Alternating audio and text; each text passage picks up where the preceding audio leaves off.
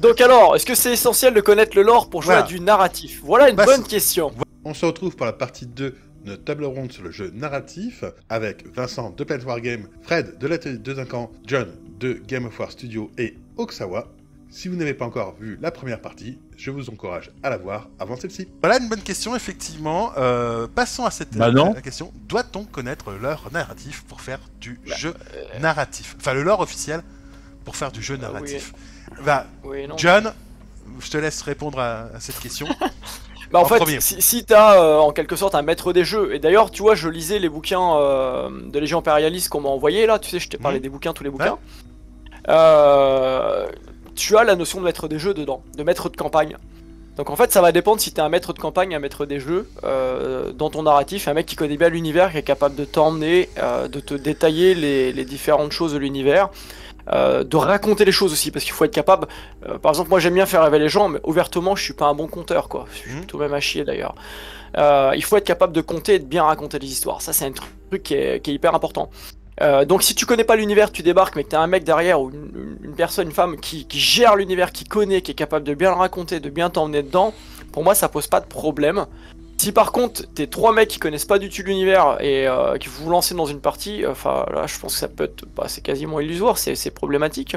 Comment tu veux faire du narratif si tu connais pas l'univers en fait dans lequel tu vas jouer en fait? Dans ce cas-là, tu connais un t'inventes un minimum. monde, tu t'inventes, ouais, tu t'inventes, voilà, c'est pour un minimum. Tu t'inventes un jeu en fait, grosso modo, tu t'inventes une histoire. Mais Exactement. t'es plus dans l'univers dans lequel tu. Alors, justement, Fred, je te laisse à la fois répondre à John et donner ta réponse à toi. D'accord. Alors, bah, oui, bah, je pense que de toute façon, il faut connaître un minimum. Il faut que tu saches là où tu mets les pieds. Sinon, tu viens pas jouer à 40K. Tu joues à un jeu, je sais pas, tu joues à One Page Rule, tu vois, qui a pas d'histoire, qui a rien. Et puis voilà, tu joues juste à ou un jeu agnostique. Enfin, non, les jeux agnostiques, ils ont quand même un peu d'histoire. Mais ce que je veux dire, c'est que si tu fais du narratif, il faut un minimum d'histoire. Il faut que tu connaisses un minimum le lore. Donc, tu vas connaître le lore de ton armée, que tu vas lire le codex. Donc là maintenant il y en a 20 pages dans un codex de lore par exemple, tu vas en avoir dans le livre de règles, donc tu connais un minimum de lore. Maintenant, connaître énormément de lore pour faire du narratif, non, mais en connaître un minimum, oui, sinon t'as rien à foutre dans ce jeu là quoi en fait. T'es obligé de t'intéresser un minimum à l'histoire du jeu, sinon tu joues à autre chose ou tu joues pas à ça quoi en fait, ou je sais, ce serait bizarre quoi. Ok, Oksawa. Alors, je vais juste faire les premiers, les réponses rapides et après on en discutera. Oksawa. Yes, alors j'ai l'impression qu'on mélange les deux questions parce qu'il y avait doit-on suivre le lore officiel pour faire du jeu narratif et doit-on connaître très bien le lore du jeu. J'ai l'impression que Fred a répondu aux deux un petit peu en même temps. Je vais faire pareil pour simplifier du coup. Doit-on suivre le lore officiel pour faire du jeu narratif? Pour moi, non. Oui. Le plus important, c'est que tout le monde soit d'accord. Dès le début. Ça, c'est le plus important. Mais après, maintenant, tu peux faire une uchronie sur ton univers. Tu peux faire une petite partie. De toute façon, à partir du moment où tu racontes l'histoire d'un petit groupe de gens dans l'univers,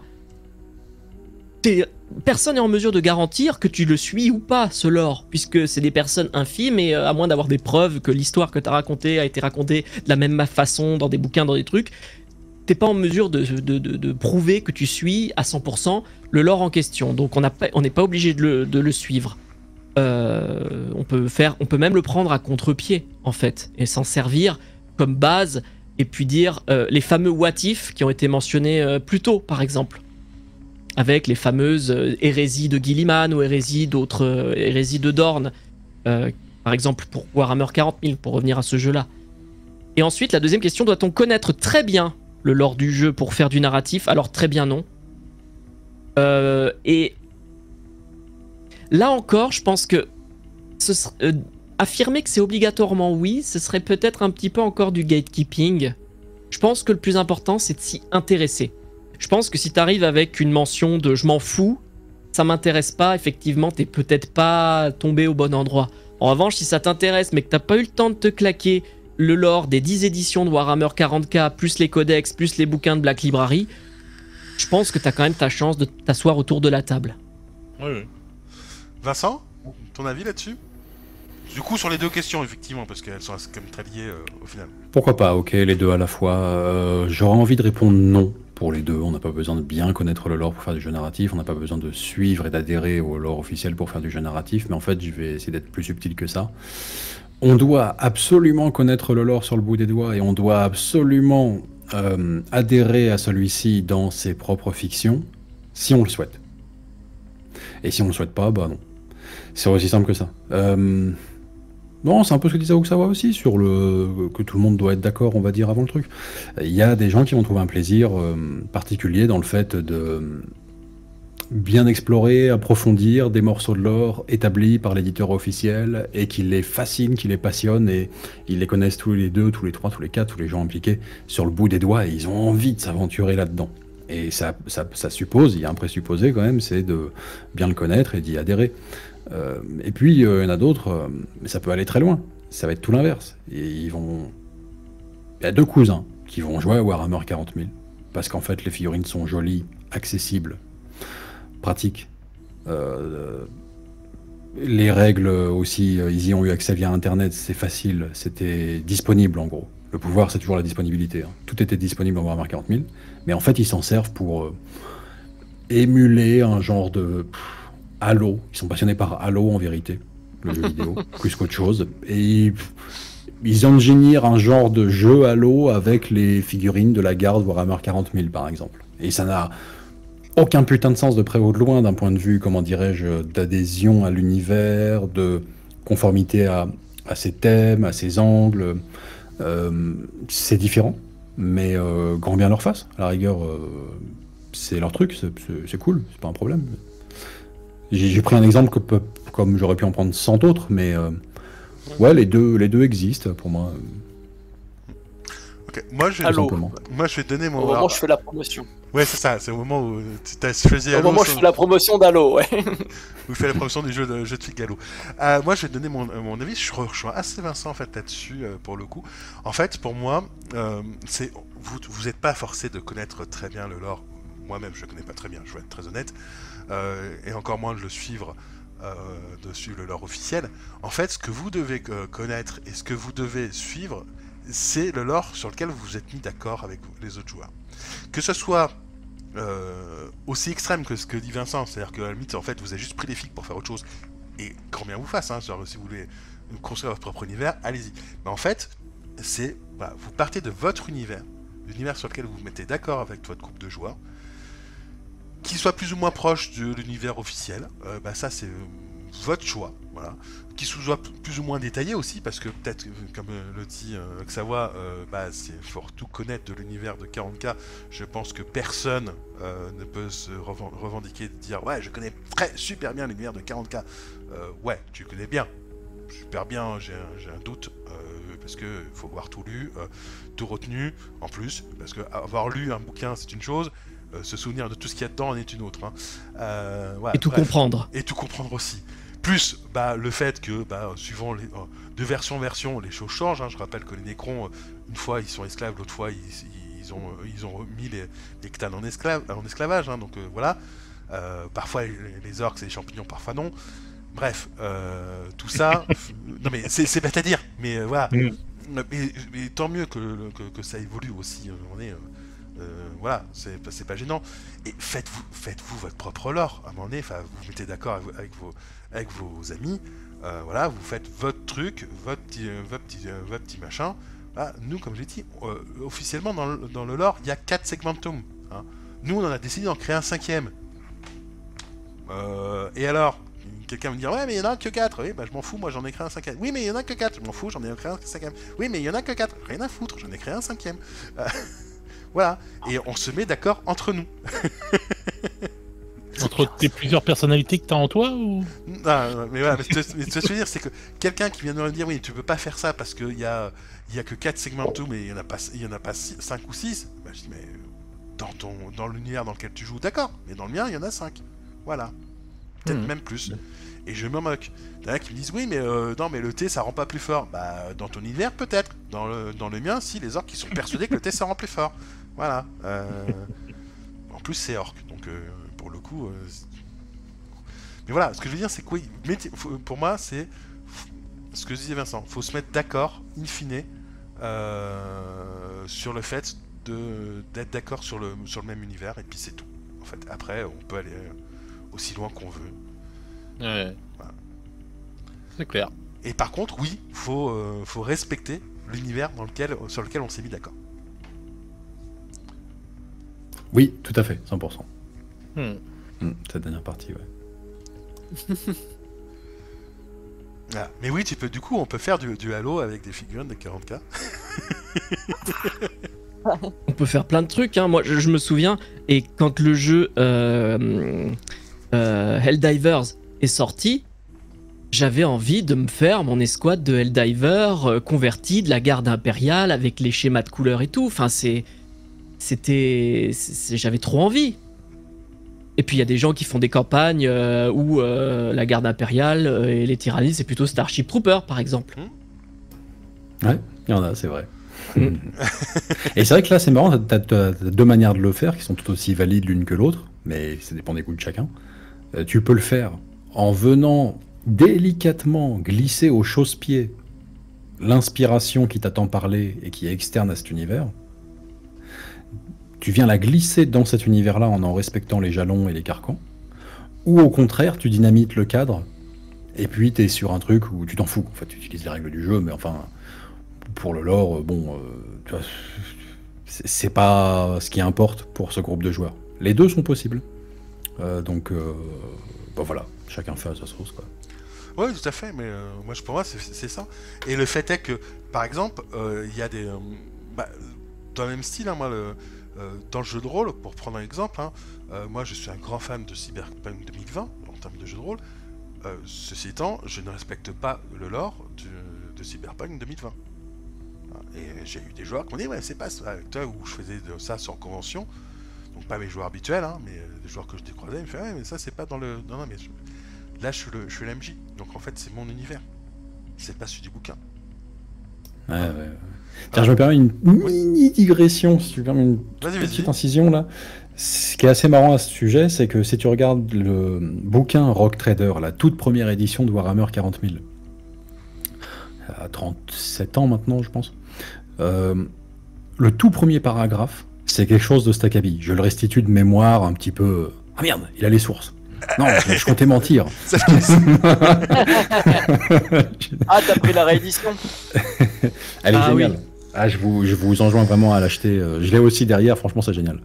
T'as un tout premier truc au début, un encart sur l'univers, où ça te dit en somme, est-ce que vous avez déjà rêvé de jouer des parties avec votre propre étoile de la mort, avec vos propres épices de navigateurs célestes, enfin des références croisées en gros à Star Wars et à Dune. Et c'est ce qui permettait Warhammer 40 000. Enfin, Rogue Trader plutôt. Ou sinon, vous pouvez aussi jouer avec l'univers qu'on a développé pour nos campagnes, Warhammer 40 000. Tu sais, c'est pas banal quand même. Sinon, notre petit fluff perso, Warhammer 40 000. C'est rigolo. Et ça, c'est Ansel Brian. En fait, Brian avait cet état d'esprit-là. C'est-à-dire que l'esprit, c'était de...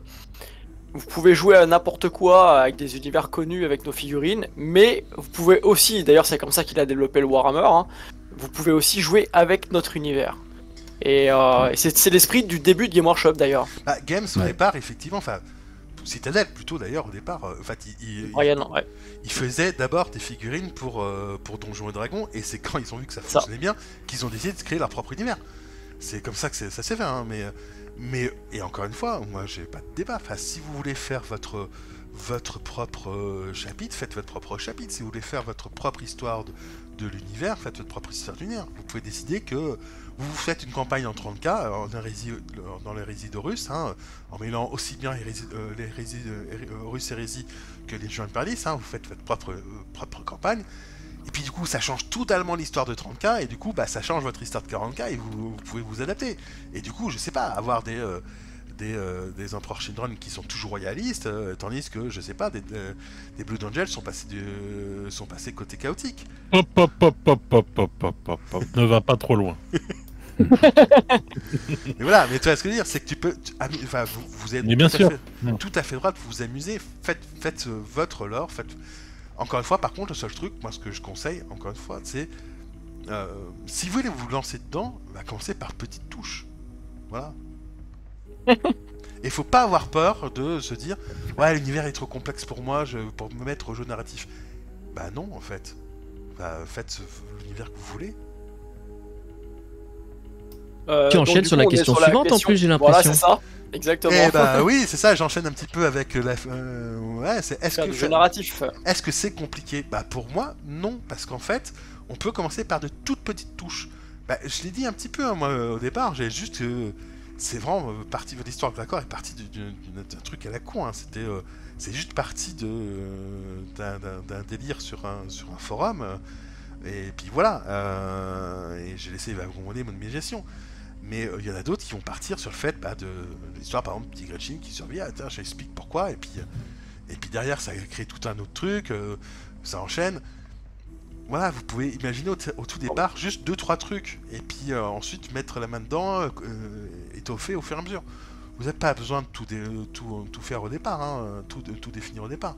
Vous pouvez vous laisser plein de portes ouvertes, justement pour vous dire, bah tiens, si quelqu'un arrive et qui veut... ouais, j'ai pas défini du tout, par exemple, dans mon univers, comment se comporter les Eldar, parce que je joue pas Eldar, mon adversaire non plus. Voilà, donc les Eldar, on les a mis de côté pour l'instant. Et puis tout d'un coup, vous avez un joueur qui arrive et qui veut jouer Eldar. Et bah, c'est à lui de le définir dans votre groupe de joueurs, comment sont les Eldar. Et voilà, c'est très bien. Donc c'est pour moi, c'est ça, en fait. Faire du narratif, au contraire, c'est pour moi pas compliqué. Il suffit de laisser parler son imagination. Voilà. Et vous n'avez pas besoin d'être un grand romancier pour ça. Hein, vous avez juste besoin de vous laisser guider par vos envies du moment. Qu'est-ce que tu en penses, Oksawa? Alors, je suis d'accord que faire du jeu narratif, dans le sens jouer à un jeu narratif, parce que faire dans le sens concevoir, c'est une toute autre chose, mais je pense que tu voulais le dire dans le sens faire, y jouer, oui. C'est pas compliqué. Est-ce que ça peut l'être? Oui, on parlait tout à l'heure en début de live des règles de Warhammer 40 000 narratifs qui sont monstrueuses parce qu'elles viennent s'ajouter à tout un pan de règles basiques, normales. Et ça peut être compliqué. Ça peut après aussi, ça va dépendre de l'exigence de chacun des joueurs. Est-ce que dans leur expérience de jeu narratif, ils ont envie de vivre une histoire, mais ils ont aussi envie que chacune des factions qui va jouer a ses chances de s'illustrer. C'est encore plus important quand c'est narratif, parce que c'est pas des bouts de plastique qui lancent des dés, là c'est ton seigneur de guerre qui met son honneur en jeu, donc t'as envie qu'il ait ses chances. Et donc, les règles, pour s'assurer que chacune de nos armées a ses chances de s'illustrer, peuvent parfois être compliquées. Ça peut être compliqué. Ouais. On va passer... Oula, qu'est-ce qui vient de se passer? Il y a des gros bugs. Ouais, ça y est, c'est revenu. C'est revenu. Ah non, okay. C'est reparti. C'est revenu. C'est revenu. Qui joue avec le bouton de la lumière, là. Je touche plus à rien. En tout cas, de mon côté, je sais pas ce qui s'est passé. Ça va, les gars? C'est qui fait Jacouille, là? C'est ça. Moi, je vois pas de problème, mais... voilà. Il y a un léger problème à un moment donné sur les fenêtres, mais c'est pas grave. D'accord. Du coup, tiens, Vincent, à toi, de ton côté, qu'est-ce que tu en penses? Est-ce que c'est compliqué? Est-ce que faire du jeu narratif c'est compliqué? C'est aussi simple que vous le souhaitez et puis aussi compliqué que vous le souhaitez. C'est aussi simple que ça. Et certains l'aiment simple et puis d'autres l'aiment compliqué. Je vois pas grand chose de plus à dire. Si ce n'est que, je sais pas, peut-être que je vais essayer de donner une idée de à quel point ça peut être simple et accessible. Et prenons le minimum de modifications. On va prendre un scénario classique. La Relique. C'est un scénario qui a été présent dans maintes éditions de Warhammer 40 000. C'est vraiment un classique de chez classique. Il n'est pas vraiment présent en V10, je crois, avec le système de deck de cartes là. Mais ça fait longtemps que je fais plus de scénario officiel, donc je sais pas. Il y a un pion au centre de la table, c'est l'objectif de la partie, et puis le but c'est d'aller le chercher et de le ramener dans son camp. En gros, c'est ça. En termes de jeu, ça se réduit à ça. Il faut se déplacer, aller chercher le pion au centre de la table et le ramener de son côté, son bord de table. Bon. En soi, si le pion c'est un marqueur, une pièce de monnaie, un jeton, voilà, c'est vrai que ça raconte pas grand chose. Si on n'a pas contextualisé en plus un petit peu, si on n'a pas donné un nom à cette relique, si on se l'est pas un petit peu approprié en la décrivant, c'est juste un pion, c'est juste un jeton et c'est le but de la partie, voilà, que le meilleur gagne, quoi. Ce même scénario, même conditions de victoire, même règles, rien de plus, mais simplement on va commencer par nommer ce qu'est cette relique, on va lui trouver un intérêt dans l'univers fictif. Alors par exemple, ça peut être une archéotechnologie perdue, des temps anciens, ça peut être un virus très rare dans un canister qui a été créé contre une espèce en particulier. Un plan de thé, c'est une obsession en fait. Il y a un VIP récurrent. C'est marrant. Du thé, on ne sait pas si c'est vraiment du thé en fait. Ouais, on finit par se poser la question. Un nom de code. Hein. Ça rend plus fort en plus. Je me pose des questions. Il n'y a pas que du thé dans ces infusions. Mais non, pourquoi pas. Donc Xiork, cérémonie du thé, tout ça, tu vois. Bon, ok. On est. Si tu lui donnes une petite âme à cette relique, quoi que ce soit, et alors, c'est vrai que c'est un tout petit peu plus compliqué là, mais mieux encore, si tu la représentes, ça c'est le cran au-dessus, ça prend pas tant de temps que ça, franchement c'est pas monstrueux, mais tout de suite ça a une autre gueule. Hein. C'est-à-dire que par exemple, physiquement, le jeton qui sert d'objectif, le petit pion, c'est une épée légendaire fichée dans un rocher. C'est pas très original, mais c'est quand même glorieux. C'est voilà, n'importe quoi, un mini-ordinateur qui contient des savoirs perdus ou secrets ou que sais-je. C'est un truc comme ça. Alors là, tout de suite, ça y est, on est rentré dans une partie éminemment narrative. On se bat pour quelque chose. C'est plus juste un pion, marqueur de points de victoire, etc. C'est quelque chose à l'intérieur de cet univers qui a un intérêt pour les deux armées. Et tout de suite, ça raconte une histoire en vérité. Il y a des conséquences derrière, etc. Donc vous voyez, là, j'ai fait exprès de prendre un scénario classique, on va dire, de jeu égal, courant. Voilà. Et puis on pourrait décliner à l'infini, on pourrait élaborer la chose. Faire du jeu narratif, ça peut même être plus simple, si on le souhaite, que le jeu égal, parce que on peut le faire un petit peu à la Planet Wargame, c'est-à-dire en oubliant la moitié des règles et en inventant l'autre moitié. Comme ça, à la volée, à la sauvette. Donc il n'y a même pas besoin de mémoriser les règles de base du jeu, quoi, ou d'être capable d'aligner un raisonnement à peu près logique, en fait une suite de raisonnements qui fasse sens. On peut improviser à la volée, tout simplement. Mais ça peut être aussi hyper élaboré, avec le mec qui est parti sur... il envisage de faire une campagne éternelle, virtuellement, donc il a créé son système, il l'a représenté en 3D avec des figurines représentant un système solaire entier, des espaces interstellaires à traverser, des planètes à explorer, etc. Donc voilà, ça peut être très simple ou très compliqué, en somme. Ok. Fred ? Oui. À toi de répondre à la question, est-ce que c'est compliqué de faire du jeu narratif pour toi ? Je pense que tout a été dit. Maintenant, que je pourrais te dire, moi, c'est que c'est pas compliqué, mais ça peut être exigeant. Voilà, selon comment on va faire les choses. Mais pour moi, non, il n'y a rien de compliqué à faire du narratif. Vraiment rien. Okay. Donc Vincent a bien résumé voilà ce que je pense, donc j'ai pas besoin de rajouter quelque chose. Voilà. J'ai oublié un truc. J'ai complètement oublié un pan de la question qui est en fait le plus important. Parce que là, finalement, c'est du théorie Hammer. Quelque part, on se touche. La plus grosse difficulté du jeu narratif, surtout pour Warhammer et ses dérivés, c'est de trouver un autre joueur qui nous correspond de ce point de vue-là. Le jeu égal, il est tellement... Aujourd'hui, c'est un e-sport, hein, il est ingénieré pour être normé dans le déroulement des parties, mais aussi le déroulement des compétitions, mais aussi leur retransmission média. Enfin, c'est un e-sport complet bon. Et au moins, c'est vrai que c'est une forme de terrain neutre, c'est orthodoxe, on applique les règles par le livre, il n'y a pas d'interprétation, il n'y a pas de choses comme ça.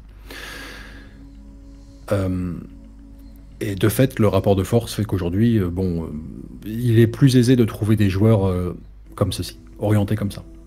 Trouver son espèce d'âme sœur de passion, là par contre on peut se lever tôt. En fait, c'est la principale difficulté. Et ça par contre, c'est un vrai frein, c'est une véritable quête qu'il faut embrasser pour jouer narratif. Alors si on a déjà trouvé ces comparses depuis longtemps, ma foi, c'est fait. Et on les garde à vie, hein, on les soigne, on les bichonne quand on les a trouvés. Mais si on les a pas trouvés, là en revanche, il y a une vraie difficulté, il y a une vraie... C'est vraiment une quête à part entière. Je pense que c'est la difficulté principale. Et même si on veut faire du jeu très simple derrière, pas compliqué, qu'on n'est même pas exigeant en termes de décor et tout, mais rien que trouver la personne en qui ça trouve une résonance, là c'est un peu plus compliqué. Okay. Ouais. Je peux n'être que d'accord. la raison pour laquelle moi je joue si peu au narratif, et pourtant je fais partie de certaines campagnes, et en théorie je suis censé jouer, mais il n'y a pas la même résonance avec les joueurs. Je pense que je suis exigeant avec moi-même en termes de lore quand je fais du narratif, parce que jouer au jeu je peux le faire en compétitif, donc moi ce qui m'intéresse c'est l'histoire qui va se passer dans ma tête, et je joue très peu, trop peu. Et je pense que c'est à cause de ça justement, cette recherche, cette quête de nombre des bonnes personnes. John, sur cette question. Et bah là moi j'ai une pensée pour ma femme, parce qu'en fait c'est mon épouse, la mère de mes enfants, c'est aussi ma collaboratrice au travail maintenant. Et en fait, j'ai trouvé moi la personne avec qui je m'éclate. On a pas mal de gens sur le centre-ville qui viennent régulièrement jouer. Mais la personne avec qui je m'éclate le plus au jeu, c'est avec mon épouse, parce qu'en fait nous on joue pas pour gagner, je joue pas pour gagner, elle joue pas pour gagner, on joue pour passer un super moment, se raconter une belle histoire et à se marrer sur les conneries qu'on va faire autour de la table. Et du coup en fait on a le même filtre de départ, on joue pour jouer, s'amuser et se raconter une histoire derrière. Faut qu'il y ait des trucs qui se passent sur la table, il faut oser quoi. Et voilà, donc du coup oui, je vous rejoins sur le fait que pour moi le narratif, effectivement, il faut trouver les bonnes personnes pour pouvoir en profiter correctement. Tu vas me dire pour le compétitif aussi, si tu tombes face à un connard, ça peut vite te plomber la partie. Oui. Ah oui, mais ça arrive souvent, il y a trop d'enjeux. J'ai arrêté les tournois de 40k pour ça, enfin bref, on va pas... Mais voilà, ouais, non, clairement, il faut trouver la bonne personne. Et il y a plein de multifacettes. On revient à ce qu'a dit Vincent tout au départ. Il y a une multifacette dans le narratif. Il y a énormément. Enfin, c'est très très très large. C'est vrai que de trouver la bonne personne en fait qui correspond à ta vision, à ton envie du jeu, en fait, c'est compliqué, je pense. Alors, je pense qu'en fait, une fois qu'on l'a. Ouais, faut la garder. On est d'accord. Mais je pense qu'en fait, pour là-dessus, en fait, moi, un truc tout bête, mais il se trouve que. En fait, je connaissais Oum avant qu'on soit de partenaires de jeu. Et dans la vie? Non, ma compagne est jalouse. Non, je taquine. Bon, peut-être que... Quoique, non, Oum, je pense qu'elle s'en fout. Il y a des personnes comme ça où je peux dire que je passe la nuit avec, elle s'en fout. Mais... T'as le droit, hein. Il est bientôt minuit, hein. Retiens-toi encore quelques minutes. Et on pourra commencer à aborder tes rapports avec Oum. Mais voilà, mais ce que je veux dire, c'est que en fait, je connaissais Oum par jeu de rôle avant, en fait, et on partageait un petit peu justement la même vision. Et du coup, quand on s'est mis au Wargame ensemble, on était 2 joueurs de Wargame séparés. Et c'est lui qui m'a relancé sur Epic, parce qu'il rentre dans ma chambre et il voit. Enfin, dans mon salon d'ailleurs, parce que c'était dans le salon, il rentre chez moi en fait, je sais plus où c'était. Et il a reculé dans le pad. Commence, hein. Ouais. Il a vu la boîte d'Epic Space Marine, il a fait c'est quoi ce jeu? Je lui ai expliqué, il a voulu tester et du coup il a kiffé. Et voilà, c'est comme ça que ça a commencé. Enfin, que ça a recommencé pour moi et que ça a commencé pour lui. Mais du coup, oui, j'avais déjà le joueur. J'avais déjà le joueur avec lequel en fait ça collait en fait, typiquement. Donc quand on s'est mis au narratif, c'était évident. C'était évident que c'était avec lui que je ferais plus de narratif. J'en fais avec d'autres aussi. C'est mignon, franchement. Il y a une sacrée double lecture là. Ah ouais, elle est hardcore là. Je m'en moque. Non, mais ces belles histoires d'amour là. Mais nous, moi j'aime ça, moi. Quand ça. Espagnol, toi et Oum.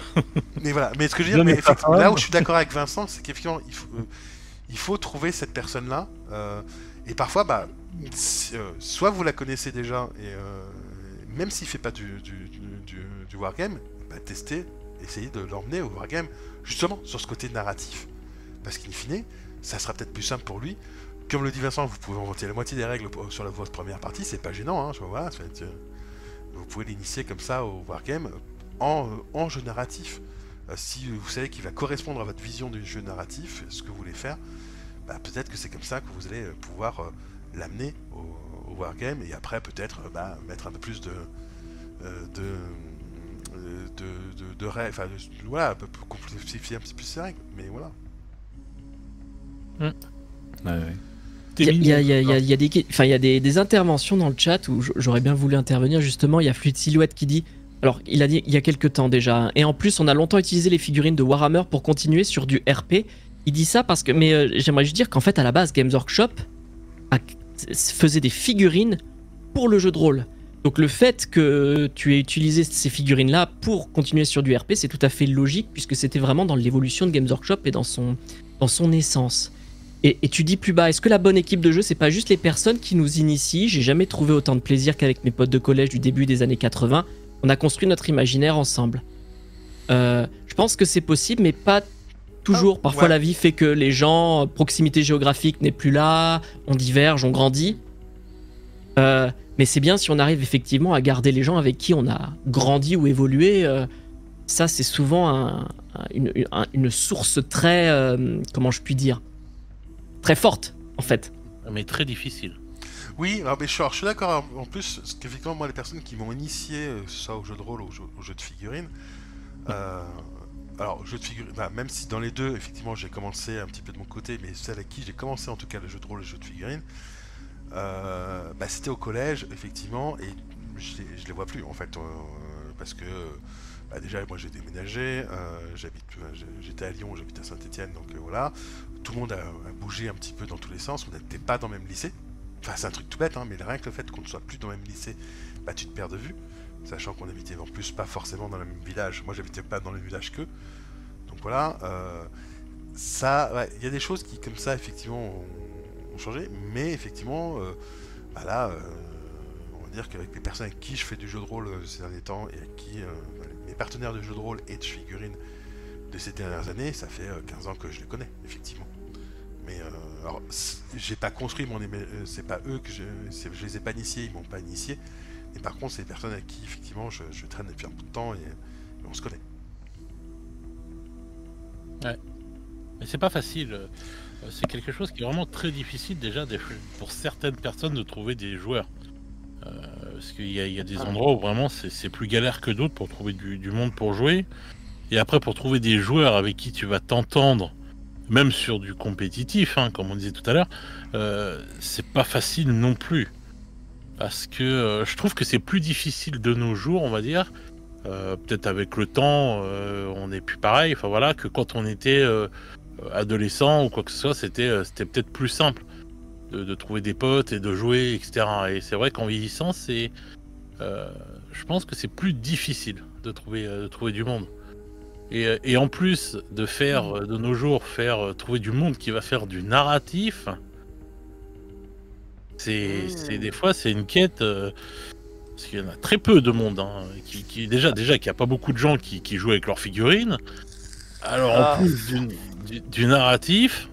Alors là, Fred, je vais rebondir tout de suite. Alors, nous, on a un centre bi, donc c'est un endroit où on accueille des gens pour des formations et en même temps des événements. Cédric, qui est venu il n'y a pas très longtemps chez nous, on est en train de faire la programmation pour l'année prochaine avec toutes les dates. Ce qui nous est le plus demandé, parce qu'on avait prévu des tournois type compétitif, etc. et tout.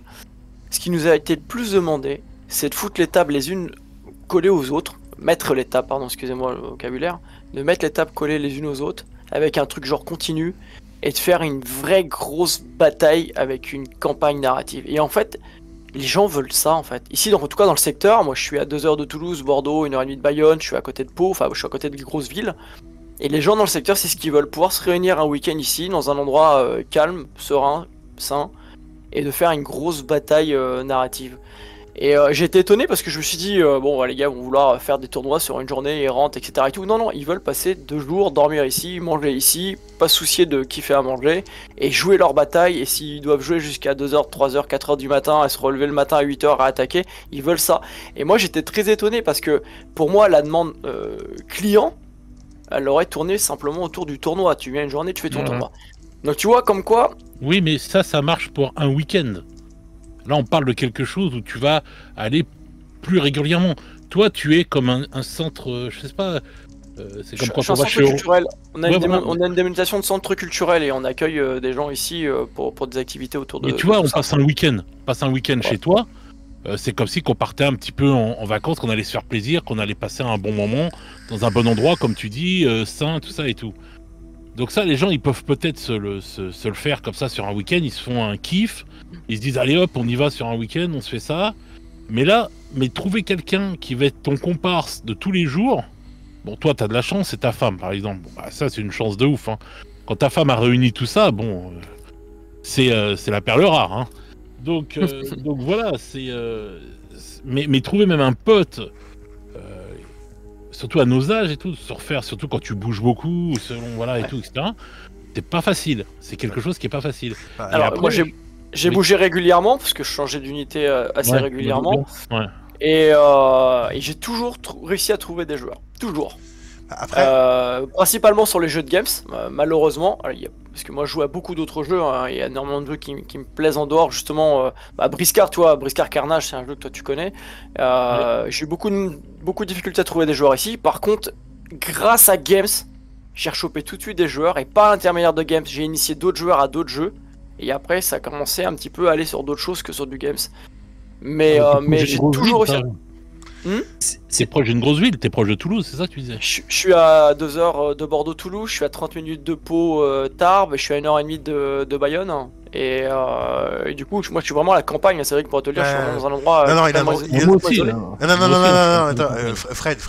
Le plus perdu, c'est la Roumanie, chez moi. Moi qui ai vécu ce réfère dans la campagne lyonnaise, où j'estimais que c'était comme.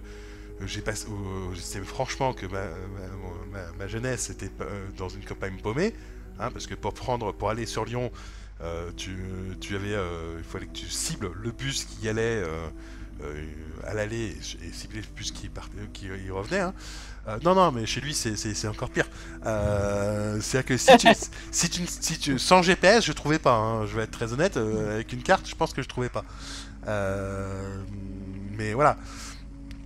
Mais du coup j'ai quand même trouvé des joueurs en fait assez facilement grâce à Games en fait, grâce au jeu Games. Alors, non mais tu peux trouver, oui mais ça de toute façon il y a. Quand tu dis grâce à Games, c'est-à-dire grâce au jeu ou justement grâce à Games Workshop, les boutiques?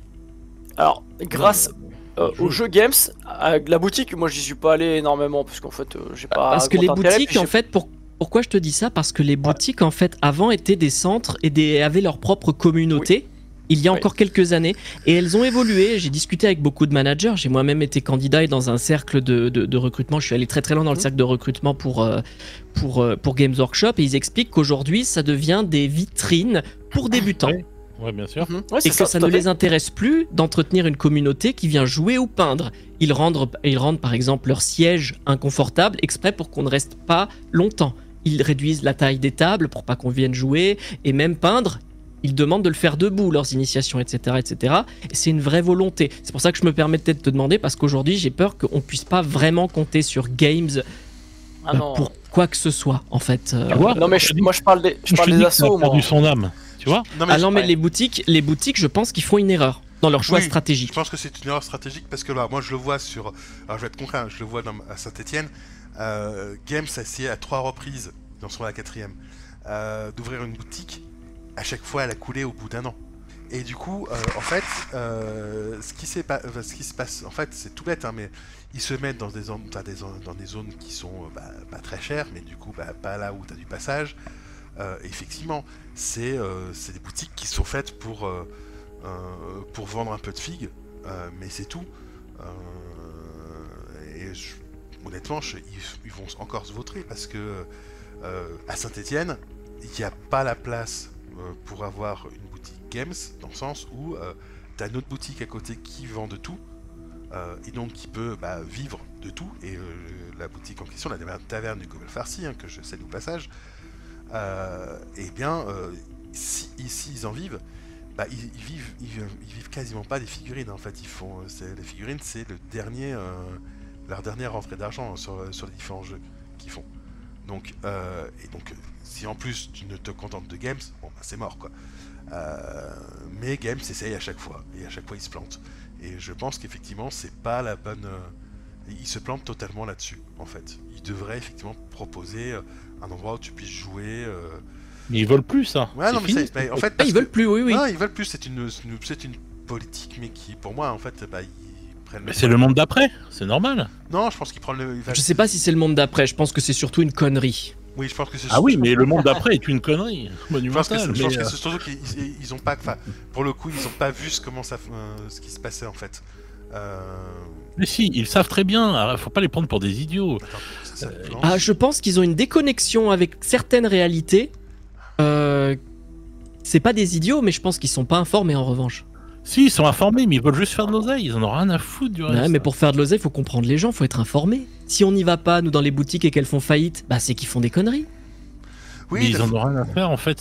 C'est juste, en fait, voilà, c'est bien. Comment dire, commercialement parlant, c'est juste occuper le terrain. Tu vois, je vais t'expliquer. Moi, j'étais dans le commerce, j'étais responsable de grande surface. Je travaillais par exemple chez Lidl. J'étais directeur et on ouvrait des magasins dans des endroits où on perdait de l'oseille. C'est-à-dire qu'on avait un magasin, il était là, il perdait de l'oseille. On payait les salariés, bien sûr, et tout ça et tout, mais on n'en avait rien à foutre. Il continuait. Pourquoi on garde un magasin où on perd de l'oseille? C'est une folie. Ben non, c'est parce qu'il faut occuper le terrain, faut être là, faut être vu. Et Games, c'est ce qu'ils font en fait. Ah oui, ils sont là, ils sont vus, et basta. Ouais, ils sont pas là pour faire de l'oseille. Non, leur boutique, c'est là pour faire de la pub. C'est une vitrine, c'est tout. Ouais, et ils ont tellement d'oseille qu'ils peuvent se permettre, on va dire, de se payer des boutiques dans des endroits. Quand tu vas en Italie, à Milan, tu vois où elle est placée la boutique Games. C'est une dinguerie. Enfin, il y a dans plein d'endroits. C'est des produits de luxe. C'est comme les Apple Store, les trucs comme ça. C'est pareil, Games. C'est le même trip. Je suis pas tout à fait d'accord pour deux raisons. La première, c'est que déjà, mentalement, c'est une boîte qui a trop vite grandi, en fait. C'est-à-dire que c'est une boîte familiale qui est gérée comme une boîte familiale alors qu'elle est une des plus cotées de la bourse londonienne. Déjà, il y a un décalage à ce niveau-là, un décalage générationnel et un décalage dans la méthode de management. Ça, c'est le premier truc. Et le deuxième truc, c'est que j'ai connu des gens qui travaillaient chez Games et notamment certaines personnes qui étaient des tueurs de boîtes. On envoyait quand la boîte allait pas loin, quand la boîte allait pas bien, et généralement c'était les prémices de la fermeture. On a eu des gens qui ont fermé plusieurs boutiques Games comme ça parce qu'elles avaient toute une exigence de rentabilité. Et cette exigence de rentabilité était isolée par rapport, par exemple, à certains groupes que tu as pu citer comme Lidl qui vont avoir peut-être un rassemblement régional où les boutiques les moins pérennes vont être tankées par les plus pérennes, etc. Et au final, les chiffres vont quand même être positifs. Games Workshop, aujourd'hui, ne pratique pas ça. Chaque boutique doit fonctionner, sinon elle ferme. Donc, ils ne peuvent pas vraiment se permettre d'être une vitrine. Il faut que les gens viennent et achètent. Et pour moi, c'est là où ils font une bêtise. Parce que, d'une certaine manière, ils veulent initier les nouveaux, mais de l'autre, ça fait pas très envie. Ça fait un peu plus boutique de passage où tu vas, tu prends ta boîte dont tu as besoin actuellement et tu pars. Et même ça marche plus très bien parce que quand on regarde les gammes aujourd'hui qu'il y a dans les Games Workshop, elles sont cadrées. Tu as 3 boîtes différentes par faction. Quand on regarde les Space Marine, il y a 5 boîtes différentes, j'exagère, mais à peine. Alors que la vraie gamme, elle est monstrueuse. Et en plus, les Games Workshop, les vendeurs ne gagnent même rien à vendre par Internet. Donc, c'est même pas intéressant pour eux. Mais de toute façon, tout se fait par Internet. Bah, la plupart. Non, mais je pense qu'en fait, là, il y a un truc, mais voilà, on dérive un petit peu du sujet, mais je pense qu'en fait, Games, ils sont dans une espèce de paradoxe interne. C'est-à-dire qu'ils aimeraient à la fois faire la promotion de leur univers et de leur jeu. Pour ça, ils ont besoin de boutiques qui sont à peu près Games qui soient présentes un petit peu partout pour faire de la pub, et de boutiques externes à Games, donc d'autres qui vendent y compris d'autres jeux d'ailleurs, et en même temps être les seuls, et donc du coup et en fait ramener tout ça chez eux. Et le problème, c'est qu'en fait cette contradiction entre ces deux objectifs totalement contradictoires, ne vendent que par Games et faire la promotion du jeu, qui fait qu'en fait ils prennent des décisions qui sont parfois totalement... sur Saint-Etienne, en fait, la façon dont ils se disent on va ouvrir une boutique, c'est qu'ils regardent combien la boutique stéphanoise, la taverne du Goubert Farcien, qui n'est pas une boutique Games, mais qui est une boutique qui vend de tout, hein, ils regardent bien, ils voient les chiffres que fait la taverne, et donc il y a moyen de gratter un petit peu dessus, donc ils ouvrent une boutique qui ferme au bout d'un an, parce que c'est un gouffre financier, et quelques années plus tard, ils recommencent, ils réessayent, mais ça fonctionne pas mieux. Et voilà. Pour le coup, oui, alors c'est possible que effectivement que les boutiques parisiennes fonctionnent différemment. Pour le coup, c'est fort probable. Mais là, moi, je parle de ce que je vois. Mais... Moi, ce que je citais tout à l'heure, c'était les boutiques parisiennes, hein, puisque je suis sur Paris, donc c'est les seules que je vois et qui m'ont annoncé, hein, qui m'ont affirmé, et elles ont changé ces dernières années. C'est-à-dire que je les ai connus juste avant la période Covid où c'était vraiment des communautés de joueurs et où c'est devenu ces espèces de vitrines un petit peu sans âme. Bah, c'est Je rejoins Fred là-dessus, un peu sans âme, et que c'est terriblement dommage. Ouais. Et on sent la frustration des vendeurs qui pour beaucoup sont des passionnés de l'univers de Games Workshop, etc. Et on sent leur frustration à pas pouvoir avoir leur communauté comme c'était le cas avant. Ouais, c'est clair. Et en plus, c'est souvent en plus des boutiques mono-vendeurs. Hein. C'est-à-dire que t'as une seule personne dans la boutique. Oui. Maintenant, c'est ça le modèle. Quand je vois dans les années 90 le nombre de vendeurs qu'il y avait dans la boutique, ah oui, je suis d'accord. Boutique où j'allais et tout, parce que moi j'étais sur Paris, c'était abusé. Et le monde qu'il y avait dans cette boutique, c'était abusé aussi. C'était rempli, on jouait, on peignait, on parlait, on échangeait. C'était vraiment un point névralgique. Ah bah moi je suis d'accord. À l'époque, sur celle de Lyon, puisque j'habitais à Lyon à l'époque, hein, effectivement, celle qui était au niveau des terreaux, il y avait 3-4 vendeurs dans la boutique. T'avais de tout. Enfin, t'avais 3-4 tables posées où tu pouvais jouer. Maintenant, t'as une malheureuse petite table. Est-ce que vous avez vu les nouveaux games qu'on ouvert, enfin les nouveaux magasins Warhammer, parce qu'on dit plus Game Workshop, les nouveaux magasins Warhammer qu'on ouvert aux États-Unis notamment et au Japon, à Tokyo. Au Japon, c'est le Warhammer Café.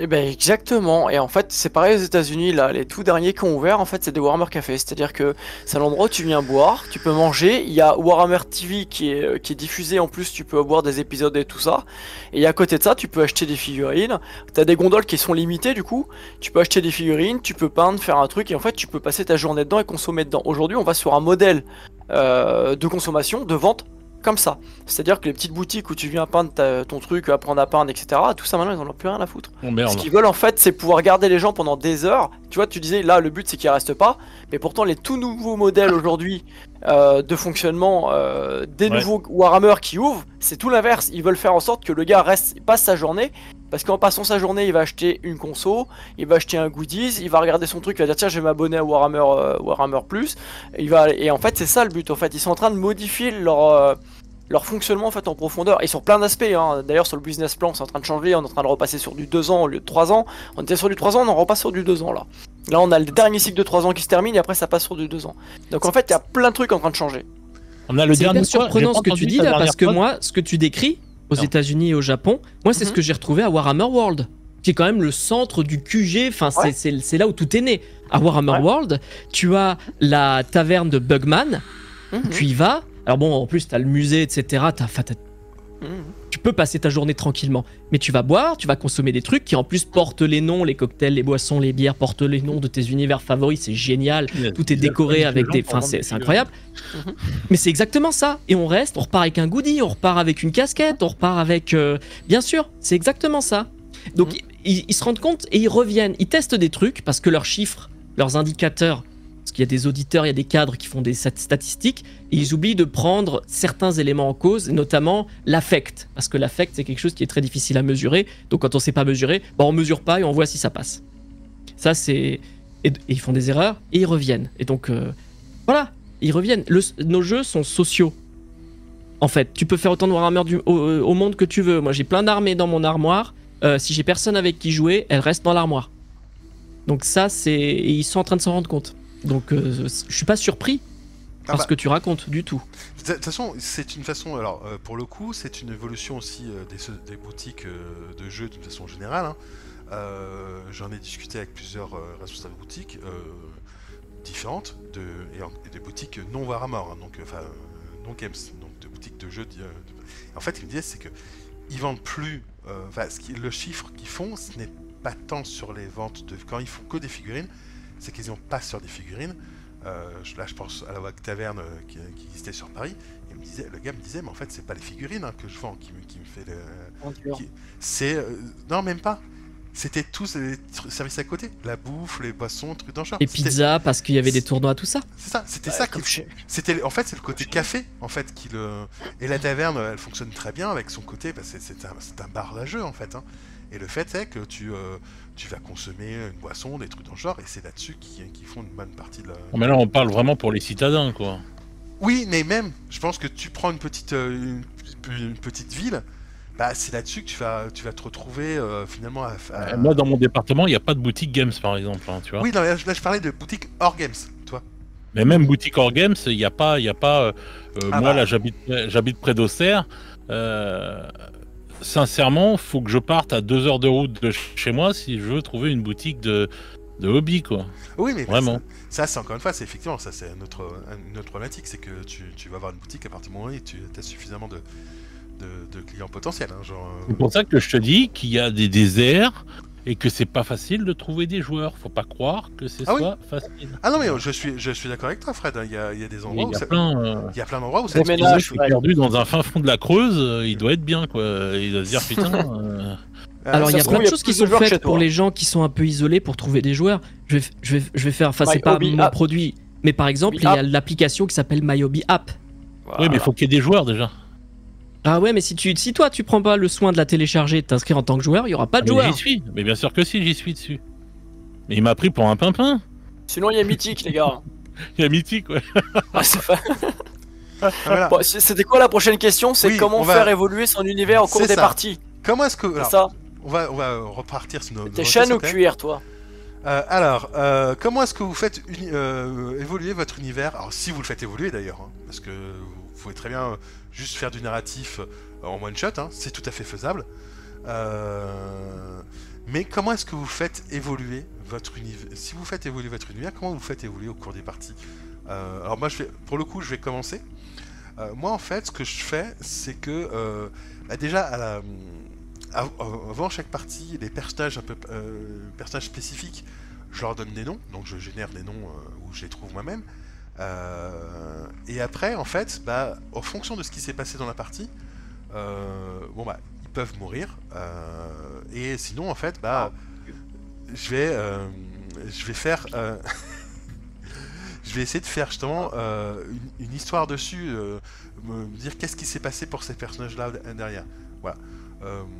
Et y réfléchir de mon côté, pas forcément dans le rapport de bataille lui-même, mais au moins y réfléchir de mon côté, ça a quoi comme incidence sur la carrière de la personne, sur son histoire et sur l'univers. Cette bataille, comment elle va modifier l'univers. Et le prochain rapport de bataille qui va sortir sur la chaîne, hein, logiquement la semaine prochaine, vous verrez que c'est lié à la partie que j'ai faite chez Vincent et à la partie narrative qui a suivi, et en plus à la partie narrative qui suivra encore. Donc voilà, il y a vraiment ce rapport de bataille s'imbrique au milieu. Voilà, voilà un petit peu comment moi je fais évoluer mon univers. C'est en fonction des parties, je regarde ce qui se passe et je décide un petit peu, et puis dans les grandes lignes, et puis après effectivement on va se réunir avec une fois par an et décider un petit peu en fonction des différentes parties, des résultats des différentes parties, comment est-ce que l'univers évolue. Et voilà. Et du coup, vous, de votre côté, je vais commencer par Vincent, pour le coup. Comment faire évoluer ces parties? Comment est-ce que tu fais évoluer ton univers au cours des parties, en fait? Ouais. Il y a mille et une façons de le faire. Aucune n'est meilleure vraiment qu'une autre, strictement parlant. Mais cependant, moi j'ai quelques axes que j'aime bien. D'abord, tu as mentionné précédemment le fait de faire mourir les personnages Xyork. Moi je recommande ça à fond. Pour Warhammer 40 000, Warhammer Age of Sigmar, en tout cas, enfin ce genre de jeu. Si c'est pas inclus de base comme système, la gestion des blessures et des morts dans un jeu, parce que dans beaucoup de jeux d'escarmouche, c'est le cas. Si c'est pas inclus de base, il faut l'implémenter. Et ça peut être super simple. Et en fait, ça a plusieurs vertus qui sont vraiment extraordinaires. D'abord, il n'y a rien qui va rendre vos personnages aussi vivants que le fait qu'ils soient mortels. C'est comme ça. Le fait qu'ils puissent mourir, ça les rend tout de suite vivants. Et il se passe un truc. Et puis, ça va aussi venir mitiger des parties qui peuvent être parfois un peu unilatérales ou qui tournent court en apportant des objectifs secondaires.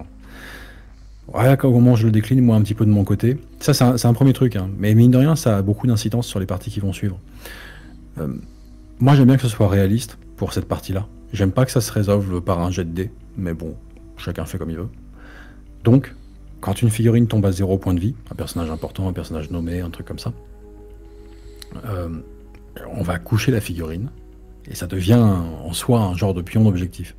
Si à la fin de n'importe quel round suivant, il n'y a que des figurines ennemies qui sont en contact de ce pion d'objectif, physiquement, en contact socle à socle, et ben l'ennemi peut disposer du coup du personnage qui est à sa merci.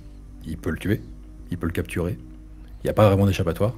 Il fallait pas laisser son personnage inconscient, hors combat, KO, allongé au milieu du champ de bataille. Fallait aller le secourir plutôt, quoi. Bon, s'il est capturé, on peut aller jouer à les libérer, éventuellement dans un scénario spécial. Si jamais il est tué, bah, il est mort, c'est comme ça. Et puis bah, on passe à la suivante. Donc il va falloir inventer un autre héros. Bon, ça donne bien vie à ces parties, et puis ça crée au long cours des rancœurs, tout en douceur, quoi, des rancœurs aigres-douces. Ça crée des casus belli, ça crée des légendes aussi, des trucs épiques, des trucs glorieux. Et alors après, un autre axe que j'aime bien suggérer, même si encore une fois c'est un sujet vaste, il y a plein de manières de le faire, c'est la campagne narrative ouverte. Alors, ce que j'appelle ouverte en tout cas. Alors comment ça se passe ? C'est qu'au lieu de se faire tout un foin, de préparer une campagne en amont, en ayant tout planifié, tout jalonné, du scénario 1 au scénario 25, avec tous les différents embranchements que les joueurs pourraient prendre ou pas, à la place de faire un truc pareil, qui peut être très bien, mais qui est forcément un peu rigide à l'arrivée, eh ben, on commence par jouer une partie, tout simplement. Presque n'importe laquelle. Il faut trouver un premier scénario qui soit cohérent par rapport aux deux armées choisies, et puis à l'ambiance qu'on veut insuffler. On joue une première partie et on n'a rien prévu par la suite. Que dalle à l'avance. Et cette partie va venir quelque part dicter les possibles suites qu'il pourrait y avoir encore sur la table. C'est-à-dire que on fait un scénario 1 et suivant ce qui s'est passé au sein de celui-ci, ça va un peu souffler au maître de jeu, à l'organisateur de la campagne, la suite. Plus naturellement que si on avait dû l'anticiper ou l'imaginer soi-même en amont. On a eu cette partie, elle s'est passée ainsi, il y a eu ça, ça et ça qui s'est déroulé pendant celle-ci. Je sais pas, l'objectif a été accompli pour une armée, ils sont parvenus à faire sauter les générateurs et ainsi je sais pas, couper le mouvement de l'armée ennemie.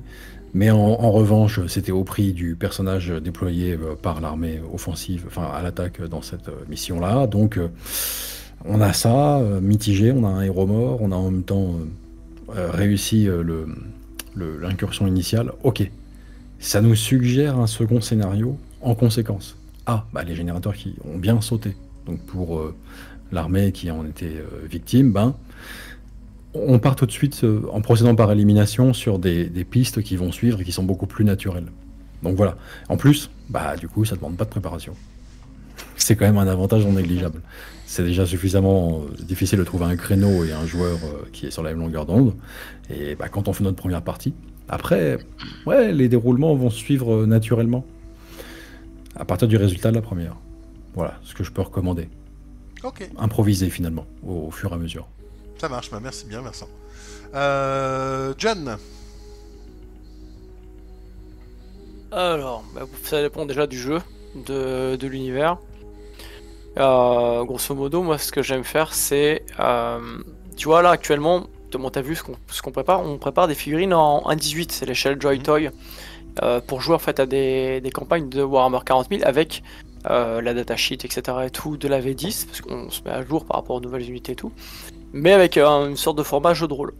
Et mon univers, je vais le faire évoluer en fonction, tu vois, du personnage qui va faire le plus de coups d'éclat, ainsi de suite et tout ça. Il va y avoir des petites choses qu'il va gagner, des petits trucs en plus. Il va avoir le droit de relancer un dé supplémentaire parce que voilà, c'est un héros, il a gagné une compétence particulière. Et c'est comme ça que je vais faire évoluer mon univers en fonction des personnages avec qui je joue. D'ailleurs, bientôt vous allez en voir une sur la chaîne. On joue avec mon épouse Gauthier et Robin. À ce mode de jeu, en fait, ce format de jeu. Et en fait, les personnages évoluent vraiment en fonction de ce que tu vas, en fait, l'expression de mon unité qui ose gagne, quoi. C'est-à-dire, si tu oses faire des choses, tu vas chercher les objets, tu vas vivre en fait le jeu. Plus tu vas vivre le jeu, plus tu vas monter en fait en expérience, plus tu vas gagner des compétences et en fait tu vas évoluer d'une partie à l'autre. Comme ça dans le jeu. En fait, un petit peu comme le jeu de rôle, en fait, ni plus ni moins, tu vas gagner de l'XP et tu vas évoluer. Donc j'autorise après à avoir un dé, encore une fois, à relancer. Tu peux gagner un objet en plus, tu peux Voilà, grosso modo. Après, il y a le côté... moi, je pense que j'ai gardé quand même un peu l'esprit Mordheim, c'est-à-dire que si t'es blessé, si t'arrive des merdes, grosso modo, tu vas perdre en capacité de mouvement, tu vas te déplacer moins vite, tu pourras plus faire de courses, ce genre de choses. Et après, il faut garder, c'est vraiment... Moi, je pense que vraiment, dans notre façon de faire, de concevoir le narratif chez nous, c'est vraiment très rôliste, en fait, dans le fonctionnement. Donc, la façon de fonctionner, c'est très lié à l'XP et à la manière dont tu vas engager ton personnage, ou tes personnages, tes unités dans le jeu, et de la manière dont elles vont ressortir à la fin de la bataille. Et tu vas garder, en fait, l'état, ou augmenter, en fait, gagner un up, en fonction de ce que tu auras fait. Ok. Fred ? Bah moi en fait tout comme Vincent là-dessus, je suis comme lui, je pense qu'il faut écrire le truc au fur et à mesure parce qu'en fait tu peux faire comme il disait, tout faire les plans comme ça et tout, mais ça se passe jamais en fait comme on sait jamais comment ça va se passer. Donc moi c'est tout comme il a dit, je fais pareil, moi je fais évoluer au fil du temps selon ce qui s'est passé dans la partie, ça va découler sur un nouveau scénario derrière. Voilà, je rajoute pas plus, voilà, il a dit ce que moi je fais aussi, voilà. Ok. Ouais. Surtout qu'il y a une toute petite particularité quand même de, notamment, Warhammer, mais enfin bon, les jeux de bataille en général avec figurines comme ça, c'est que on enchaîne rarement, voire jamais, en fait, 2 parties d'affilée comme ça à l'improviste, sauf si c'est pas planifié à l'avance. On en fait une, puis on se dit putain c'était bien, à la prochaine. Et ça peut être la semaine suivante ou dans 3 mois. Et ça laisse le temps du coup à l'organisateur de largement rebondir en fait à partir du résultat de la première partie. On pourrait pas forcément avoir ce luxe. Je sais pas, dans le jeu de rôle, je recommanderais pas forcément d'emblée à un maître de jeu de dire prépare rien à ton aventure, vois les personnages que créent tes joueurs et puis improvise à partir de là. C'est un peu radical comme choix. Ça peut se faire, mais ça demande des capacités d'improvisation. Ouais, non, c'est ce que je fais parce que sinon mes joueurs plombent ma campagne dès le premier scénar en tuant le méchant par inadvertance ou truc dans le genre. Non mais sérieusement, ça m'est arrivé plusieurs fois. Donjon de Nalbok chez. Ah mais ça m'est arrivé plusieurs fois. Ça m'est arrivé 2 fois, se réfère que mes joueurs tuent le méchant principal par inadvertance sans le vouloir et sans le savoir. En plus. Ah, c'est marrant. En fait, ils sont tellement imprévisibles, je t'ai dit, la seule manière de les battre, c'est d'être plus imprévisible qu'eux. Mais en fait, du coup, c'est quoi là, je suis... et après, d'ailleurs, sur un groupe, à la fin, ils m'ont fait, mais on comprend rien, ta campagne, t'es méchant, t'es nul. Bah oui, vous avez tué leur stratège dès le premier scénar sans le vouloir, sans savoir. Pas tellement, il y avait plus que des cons derrière. Mais bon, voilà. Oksawa, du coup. Alors, je suis globalement d'accord avec tout ce qui a été dit dans le détail. Je pense que pour faire évoluer un narratif, on se base sur les conséquences. Et il y en a, je pense, 2 types. Il y a les conséquences micro et les conséquences macro. La conséquence micro, c'est ce qu'il va se passer dans ta partie. Comme il disait, un personnage meurt, un personnage, au contraire, va s'illustrer, il va gagner ses galons ou être blessé. Des véhicules vont être détruits ou d'autres non, ou alors on va saisir des ressources, etc., etc. L'issue de la bataille va avoir des conséquences qui vont faire évoluer notre univers. Ensuite, on a l'environnement macro, c'est-à-dire l'univers en lui-même. Si par exemple, au début de la partie, on disait, voilà, là vous allez vous battre, garde impériale contre, par exemple, les forces du chaos. En revanche, attention, il y a une flotte ruche qui arrive. Ça, c'est une conséquence macro que, quelle que soit l'issue de la bataille, la flotte ruche arrive pour la prochaine partie, parce qu'il va y avoir un 3e ennemi interprété par exemple par une sorte de maître du jeu ou quoi, et ça c'est la conséquence macro, globalement. Et je pense que c'est ces 2 choses-là qui vont faire évoluer l'univers, et après avec les différentes recettes que vous avez toutes expliquées un peu plus dans le détail. Ouais, je pense qu'on est assez tous d'accord sur finalement la façon dont on fait évoluer le truc, c'est qu'on regarde ce qui se passe. Et alors du coup, pour finir cette petite table ronde qui dure déjà depuis plus de 3 heures, l'air de rien, je vais poser la question un petit peu osée, mais je vais la poser. Le jeu narratif... Est-ce que tu t'es trompé, c'est ça? Non. Je vais poser donc la question un petit peu volontairement, de façon un petit peu provocante. Le jeu narratif est-il le jeu de ceux qui ne savent... Pardon, je vais le refaire. Le jeu narratif est-il le jeu de ceux qui ne sont pas assez bons pour les tournois? Oui. Parce que ça, c'est souvent un argument qu'on entend. Non. Tout est vrai. Tout est vrai. Si j'aspirais, putain, à rejoindre l'équipe de France. Je voulais faire semblant. Je voulais croiser mes passions pour le hooliganisme et le wargame en même temps. Je voulais faire semblant d'être un footballeur. Je voulais être un footballeur de 120 kilos pour 1m80. Vraiment, c'était mon objectif d'avoir des bandes de poignets, des bandes anti-sudation au poignet pour jouer au wargame. C'était mon objet. Vraiment, c'était ça. Je voulais sentir le souffle sacré de la patrie derrière moi quand j'ai le drapeau de l'équipe de France sur mon t-shirt anti-transpirant. C'était vraiment vital. J'ai raté, j'ai échoué. C'est un échec. Je suis désolé. Fred. Bon, oui. Attends, à toi. Je me remets du sulfatage du mode compète par Vincent. C'est pas méchant, c'est pas méchant. Non. Donc tu peux me répéter la question? La question c'est est-ce que le jeu narratif est-il le jeu de ceux qui ne sont pas assez bons pour les tournois? Donc question volontairement posée de façon provocante, mais dont malheureusement on entend parfois cette rengaine.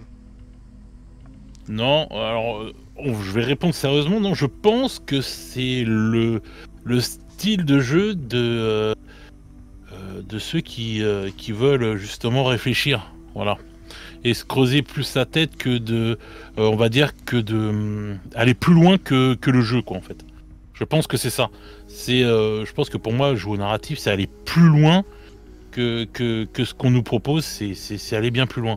Donc voilà, moi je pense que c'est plutôt ça, quoi, parce que enfin je vois pas, enfin je sais que le compétitif, souvent on dit ouais mais les mecs ils cherchent des stratégies, enfin ils cherchent des trucs, enfin les petits points de règle, les petits trucs pour aider leur armée à gagner et tout.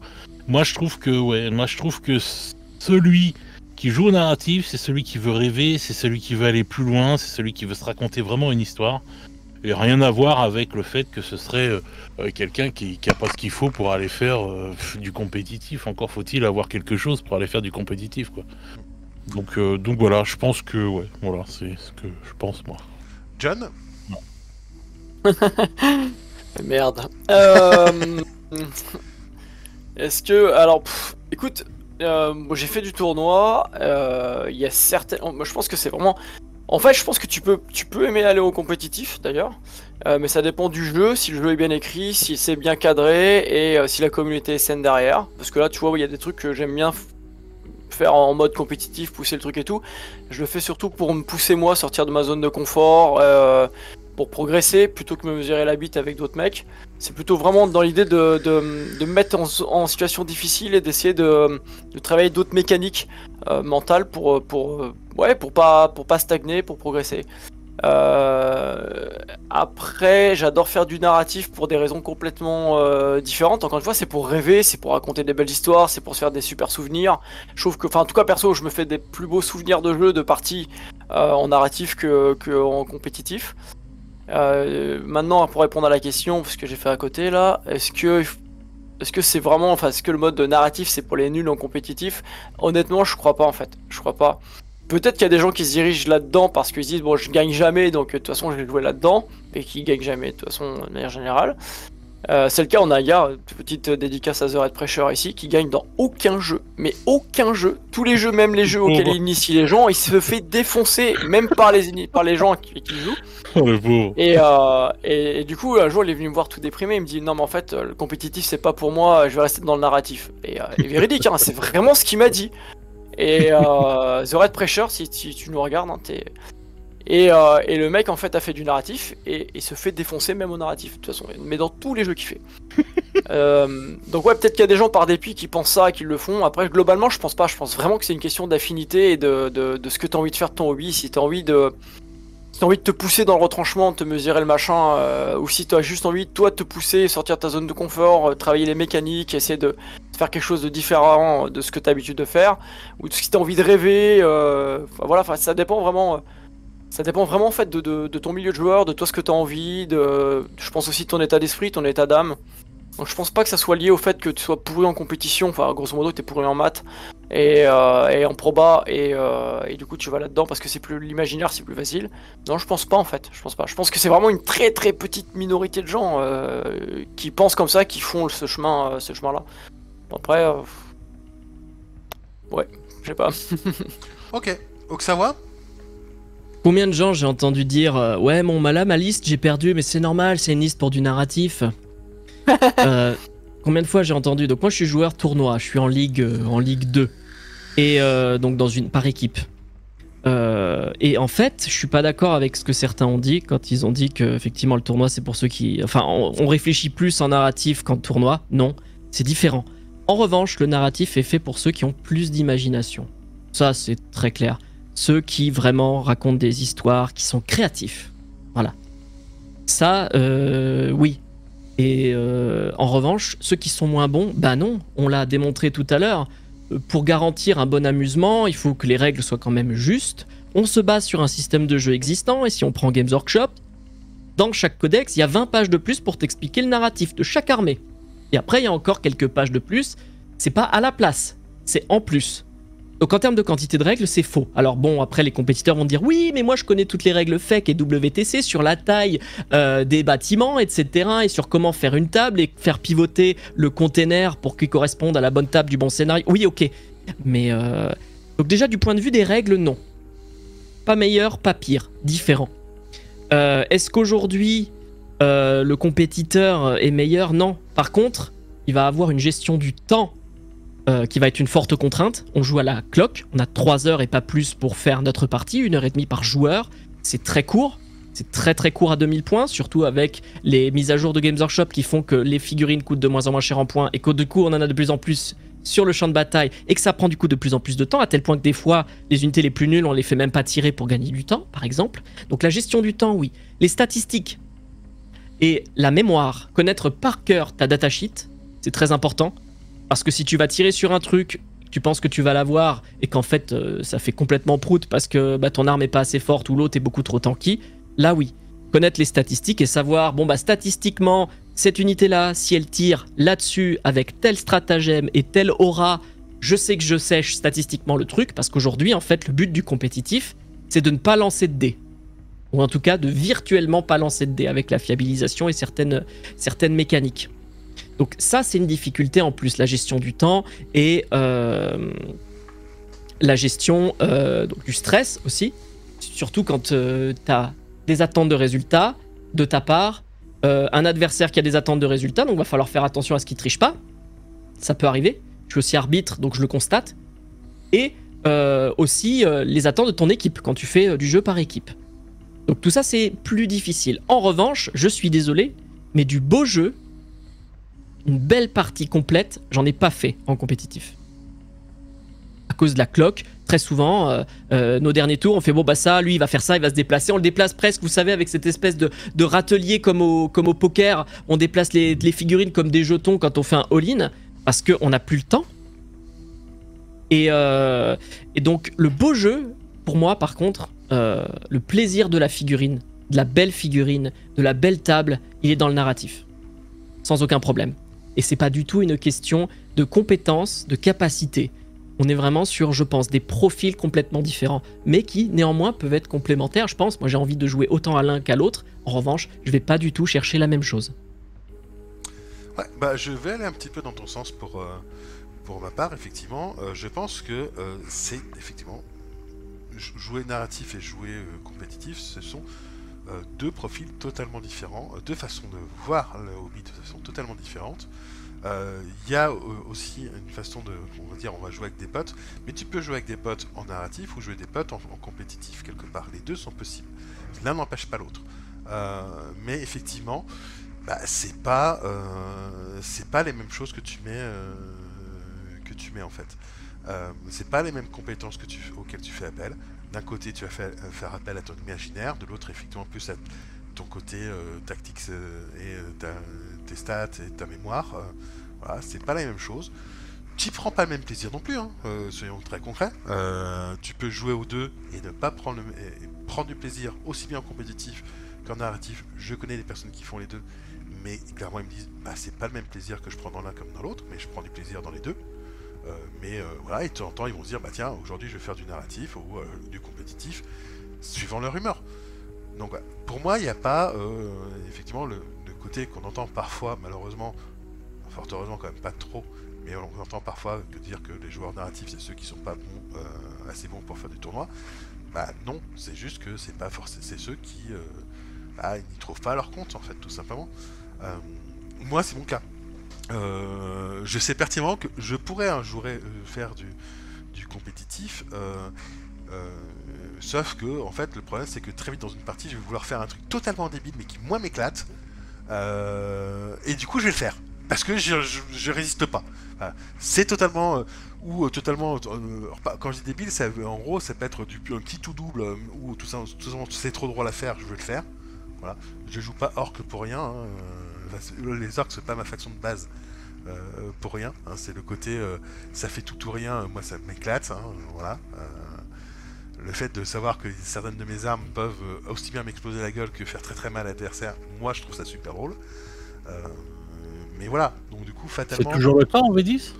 Alors pour 40k je sais pas, pour NetEpic oui on a toujours des armes qui ont la capacité canon qui pète. Ah parce que je crois que c'est plus le cas, hein, parce que ça c'était à l'époque non, à la mais V2. pour le coup moi je te parle de ce que je connais le mieux, ouais. Mais pour NetEpic effectivement on a gardé une compétence qui s'appelle canon qui pète. Canon qui pète, pour ça le nombre de dés que tu lances, tu jettes un D6. Si tu fais un 1, ça t'explose à la gueule. Voilà. Donc tu peux faire, tu peux exploser à ta gueule ou faire 6 attaques. Je te garantis que c'est pas le même délire quand t'as 3 chasseurs bombas qui font la chose et tu peux faire 36 touches ou 3 touches, 36 tirs ou 18 tirs ou 3 touches sur toi-même. Ah, c'est rigolo, hein, voilà, mais il y a un gars dans le chat qui dit si à 40k il y a même un détachement orc basé là-dessus. Ah, oui, et personne va jamais le jouer. Voilà, oui, c'est ça, oui. Parce que c'est trop imprévisible, parce que ce n'est pas assez stable ou fiable, comme ça c'est des termes très importants. Il faut pas d'aléatoire pour les joueurs compétitifs, sinon ça exactement. Et... On n'a pas envie de jouer de lancer de dés, en fait. C'est bête, hein, mais c'est ça. Non, mais après, encore une fois, ça va dépendre. Du rêve, hein. Ça va pouvoir dépendre. Moi, je sais qu'un truc, alors moi j'ai vu, j'avais servi dans, en fait, je voulais faire une partie de 40k, alors c'était en V8, hein, pour être honnête, ça remonte un petit peu, mais je voulais faire une partie de 40k avec Necron. J'avais fait une petite liste rigolote, j'ai dit ouais, j'ai une liste à 2000 points en Necron, qu'est-ce qui veut jouer contre moi? Et j'ai 2 joueurs compétitifs qui eux préparaient un tournoi en 2v2, hein, à 1000 points chacun. Ils m'ont dit est-ce que ça te dérange de jouer contre nous? Nous on veut tester notre truc, voilà. Je leur dis bah écoutez, pas de soucis. Par contre je vous préviens, moi je dis non, pas de soucis. Nous on veut maîtriser un petit peu notre liste, donc ça nous va très bien. Je leur ai sorti un truc, ils ont fait ah ouais non mais en fait ta liste on la pensait pas très forte, mais sauf que si on tombe sur ce genre de liste, en fait elle est tellement basée sur un truc que parce que c'était basé sur un jet de dés. Si j'avais l'initiative je faisais super mal. J'ai eu l'initiative. Je leur ai fait super mal, il y a un joueur qui j'ai quasiment rasé toute son armée. Donc sur le tour 1. Il a fait OK. Donc la liste qu'on la voit, elle est pas forte, mais si jamais en fait tu réussis ton jet, bah tu prends un tel avantage sur la partie. Donc oui, tu peux jouer carrément sur le fait de te dire c'est de l'aléatoire, mais vu que personne s'y attend, et ben en fait zut quoi. Les gens vont c'est ce que l'univers compétitif appelle le craquage. Oui. Voilà, qu'il soit positif, c'est-à-dire que tu réussis des 6 et tu extermines un truc alors que t'étais pas censé, ou négatif en ratant des sauvegardes de custodien de plus par exemple. Alors je vais juste en profiter pour faire un petit merci à Shindo qui vient de faire un raid avec 15 personnes. Shindo donc je vais faire un petit Ah ouais, on est 43 là. Et bienvenue à tous les signes d'oreille. Ouais, faut qu'on reste encore 2 heures là les gars. Il y a du monde là, faut qu'on reste. Bon alors, moi tu sais que ça ne me dérange pas, je suis quelqu'un qui se couche habituellement à 4h du mat. Je m'en souviens de ça c'est le thé. Hein. Ça, c'est les 8 litres de thé par jour. Ouais, mais... c'est terrible. Le thé. On lui a dit déjà, mais... Et du coup, voilà, c'est... alors, je fais un petit shout-out à notre petit Sindo. Merci pour le raid. Donc, on est sur la fin, un petit peu, quand même, d'une table ronde sur le jeu narratif. Je suis en bonne compagnie, puisque je suis en compagnie de Vincent de Planet Wargame, de John de Game of War Studio, de Fred de l'Atelier de Duncan, et d'Oxawa de la chaîne Oxawa. Alors l'univers signale effectivement que la liste, enfin le détachement basé orc basé justement sur un peu l'aléatoire, c'était la seule liste orc du Big Four. Donc c'est clairement dans la méta actuelle orc. Ce côté très aléatoire. Après il a précisé en dessous qu'en fait tu gagnes un bonus en échange de rendre les armes de l'unité à risque en fait. Donc oui. C'est pas si aléatoire que ça, mais je vois ce qui... Oui le dread mode, mais ok je vois. Moi je pensais plus, il y avait ces espèces d'armes, je sais plus si ça s'appelait le canon à bulles, où vraiment entre un 2 et un 6, le résultat c'est du tout ou rien et c'était complètement aléatoire quoi. Ah oui, mais c'était plus à ce genre d'armes là que je pensais en fait, qui sont vraiment... Le choc attack gun et tout. Ouais voilà les trucs là. Le canon à bulles sur NetEpic s'appelle le Mechabula Fissa Bula. Mechabula Fissa, pardon. En fait, t'es là, t'es plus là. C'est un véhicule qui en fait lance des bulles qui se forment autour des armes ennemies, et quand tu tires, t'as une chance sur 3 que l'ennemi se tire dessus en fait. En passant la probabilité, donc je parle bien de l'improbabilité, c'est une arme psychologique, c'est-à-dire le fait que tu vas avancer quelque chose sur la table qui a des caractéristiques complètement improbables et qui peut te faire une méga merde. En fait, tu vas dire est-ce que je joue contre ou pas, est-ce que je la gère ou pas. Parce que tu peux prendre le risque de dire je la gère pas, et derrière il va te sortir un truc qui va te défoncer, ou il va rien faire. Donc c'est aussi quelque part sur un plan stratégique. Il y a, alors sur un plan tactique effectivement c'est la probabilité elle est là, enfin l'improbabilité, mais sur un plan stratégique tu as l'impact en fait psychologique qui est hyper intéressant. Donc c'est une arme psychologique intéressante à jouer. Pour toujours parler donc en fait faut envoyer Xork faire les tournois quoi. Faut qu'on mette Xork, c'est une arme psychologique à lui tout seul. L'agent du chaos. mais typiquement, enfin un truc, moi je prends un exemple tout bête sur NetEpic, en fait l'infanterie dans les bâtiments c'est une horreur en fait à gérer, parce que c'est tout nul généralement, enfin l'infanterie de base ça tire sur du 5+ à 50 cm sur BA0, c'est pas ce qui va te faire le plus de morts honnêtement. Sauf que t'as -2 pour les toucher dans le bâtiment, donc autant dire que c'est super violent. Quand ton arme tire à 4+, elle touche à 6. Elle est là, ok, d'accord. Je viens d'utiliser un obusier de Lehman Russ pour tuer. Avec 6 Lehman Russ, je viens de tuer. Et leur obusier, je viens de tuer un socle de gardien. Youpi. Bref, c'est ce genre de truc quoi. Et par contre, oui, en fait, tu peux tirer et avoir un peu de chance, mettre suffisamment de touches et que le mec il craque son 1. Moi c'est ce que je dis tout souvent, en plus dans les initiations de NetEpic que je fais souvent les deux mêmes armées, et où j'ai les Lehman Russ qui me sauvegardent à 2+, qui avancent à portée de gardien, d'un détachement de gardien, et généralement je craque mon 1 en fait. Ils me font des tirs dessus, et je craque généralement un 1 sur ma sauvegarde. Donc j'en perds un, ils sont toujours... Ceux que j'initie sont toujours en mode ouais mais comme c'est rigolo. Mais voilà, donc ça peut toujours arriver effectivement, le côté effectivement, le truc qui va faire la chose que personne s'attend. Ouais, ça peut faire partie finalement de certains sites. Et puis d'autant plus que il suffit que tu l'aies réussi une fois dans un groupe, que tu aies la réputation d'avoir réussi le truc, pour que tout le monde finisse par s'en méfier, alors qu'en fait ça a aucune chance de le réussir, mais tu l'as réussi une fois quoi. Ça fait partie de la légende urbaine après. Oui, mais typiquement, mais le truc qui arrive une fois sur 100 et tu l'as fait au bon moment où tout le monde avait les yeux rivés dessus, et voilà, et en fait tout le monde va y penser, et toi en fait tu vas juste pouvoir en jouer quoi, genre et te dire oui mais ah non, il faut surtout pas le faire. Attends, la dernière fois il a fait vachement mal avec, on va le défoncer, on va mettre plein de tirs dessus, et en fait oui mais les gars, statistiquement j'ai une chance sur 100 de le refaire quoi. Mais bon, mais pour revenir effectivement à la question qu'on disait, effectivement, non, ça ne mobilise pas du tout les mêmes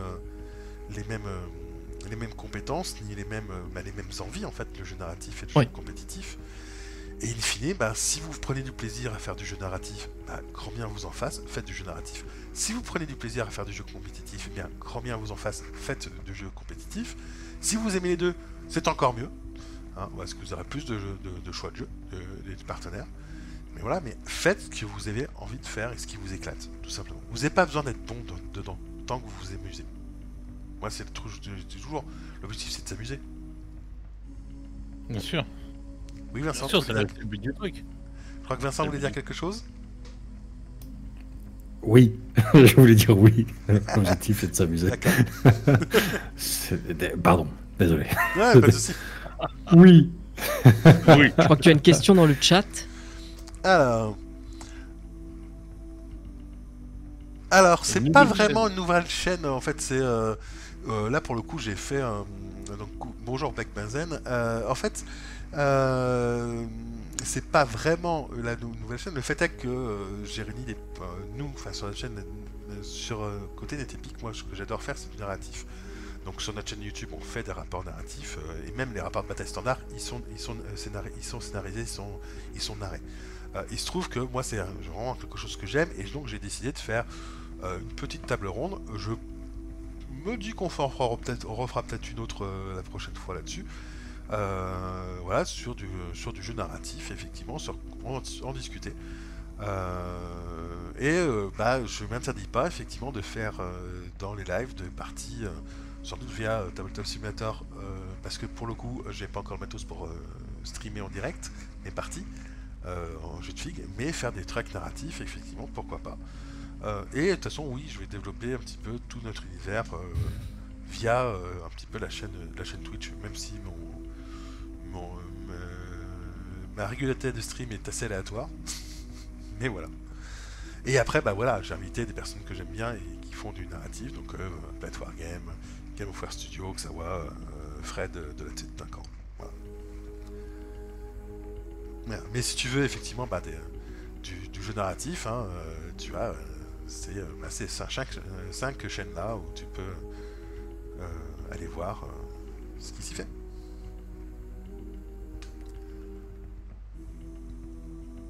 Et merci de nous avoir invités. Mais de rien. Oui, c'est vrai au passage. C'est un plaisir. Mais merci d'être venu en fait surtout. Ça fait plaisir, franchement. Moi, bonne discussion. Je pense qu'on va pouvoir conclure cette table ronde, cette première table ronde ici.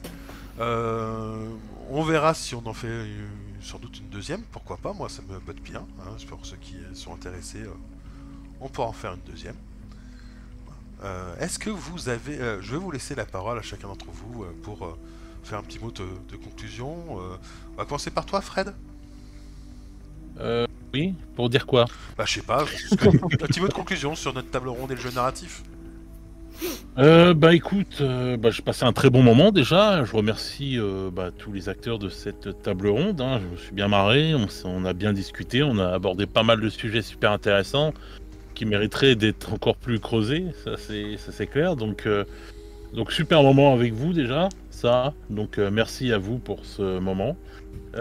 Ensuite, tout ce que j'ai envie de dire, c'est que le jeu narratif, je trouve que on le voit pas assez. Voilà, c'est ce que tu disais toi au tout début, et je trouve ça dommage. Voilà. Donc voilà, sur YouTube, il y a que Vincent qui fait vraiment beaucoup de narratifs, et je trouve qu'il en fait pas assez souvent. J'attends toujours le petit rapport de bataille qui va arriver, etc. Et c'est vrai que c'est beaucoup de boulot. Par contre, quand on fait des chaînes YouTube pour faire du narratif, c'est clair que c'est pas facile. Mais c'est vrai que voilà, je trouve ça dommage qu'on le mette pas plus en avant. Et donc voilà, donc je trouve ça cool ce qu'on a fait ce soir pour en parler plus. Moi, j'essaye à mon petit niveau d'en parler souvent et de dire aux gens d'aller vers ça. Mais bon, c'est pas facile, je trouve, de changer les mentalités. Je trouve que beaucoup de gens sont matrixés sur le compétitif, et qui se pensent compétiteurs alors qui ne le sont même pas, qui ne font jamais de tournoi ni rien du tout. Mais je sais pas, il y a un matrixage du compétitif, et je trouve ça dommage, quoi. Voilà, c'est surtout sur 40K. Voilà, et je trouve ça dommage, et voilà. Bah voilà, c'est à peu près tout ce que j'avais à dire. Donc encore merci à vous tous pour ce moment. Voilà. Merci à toi, Fred. John, merci à toi, ouais. Oui. Ton petit mot de la fin. Eh bien, moi j'étais content de passer un petit moment avec vous, de rencontrer entre guillemets Vincent, de Fred aussi. Oxawa, je te connaissais pas du tout, mais c'est une jolie découverte. Je trouve que t'es un personnage intéressant et intelligent, et t'es un bon phrasé. Du coup, je me suis abonné à ta chaîne. Je me suis abonné à ta chaîne parce que les deux autres j'étais déjà abonné, mais alors toi non, je te connaissais pas. Au sujet du narratif, il y a plein de petites chaînes, c'est-à-dire que là, en fait, récemment, je sais pas ce qui se passe avec l'algorithme de YouTube, je trouve que c'est un peu le bordel, mais là, récemment, il y a plein de petites chaînes qu'on m'a proposé.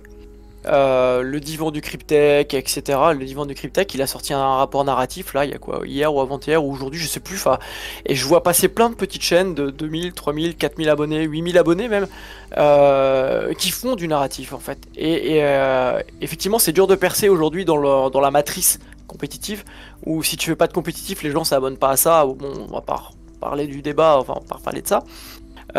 Donc forcément, on les voit pas ces chaînes. Mais allez les chercher sur internet, sur Google et tout. Allez chercher, tapez rapport narratif, rapport de bataille narratif, Warhammer 40 000, etc. Parce que vous allez les trouver. Moi, c'est venu vraiment par hasard. Je sais pas si c'est lié un petit peu à mes dernières recherches, mais il y en a plein. Il y en a vraiment plein et ça mérite. J'ai regardé là par exemple le rapport de bataille du divan, enfin le Cryptech, et j'ai trouvé ça super sympa. C'est des rapports de bataille pas du tout habitués, c'est vraiment, on voit pas de lancer de dés ni rien, on voit que la figurine dans son décor, le gars en fait te fait une voix off et t'explique ce qui se passe, etc. et tout. Et je trouve ça aussi sympa. Et donc voilà, donc n'hésitez pas à aller chercher ça pour les mettre en avant, pour faire ressortir ces petites chaînes et faire exister en fait le jeu narratif, le mettre en avant vraiment. Je pense que c'est important. C'est important pour notre hobby, pour qu'on garde un hobby sain et qu'on n'évolue pas que vers l'esprit compétitif et ce qui va avec, quoi. Alors il y a Voilà. juste Flitch qui te signale qu'à partir de 8000 abonnés, tu n'es plus une petite chaîne. Ah oui, ça c'est clair. Parce que visiblement, ouais. le divan du Cryptech, ça doit être ça.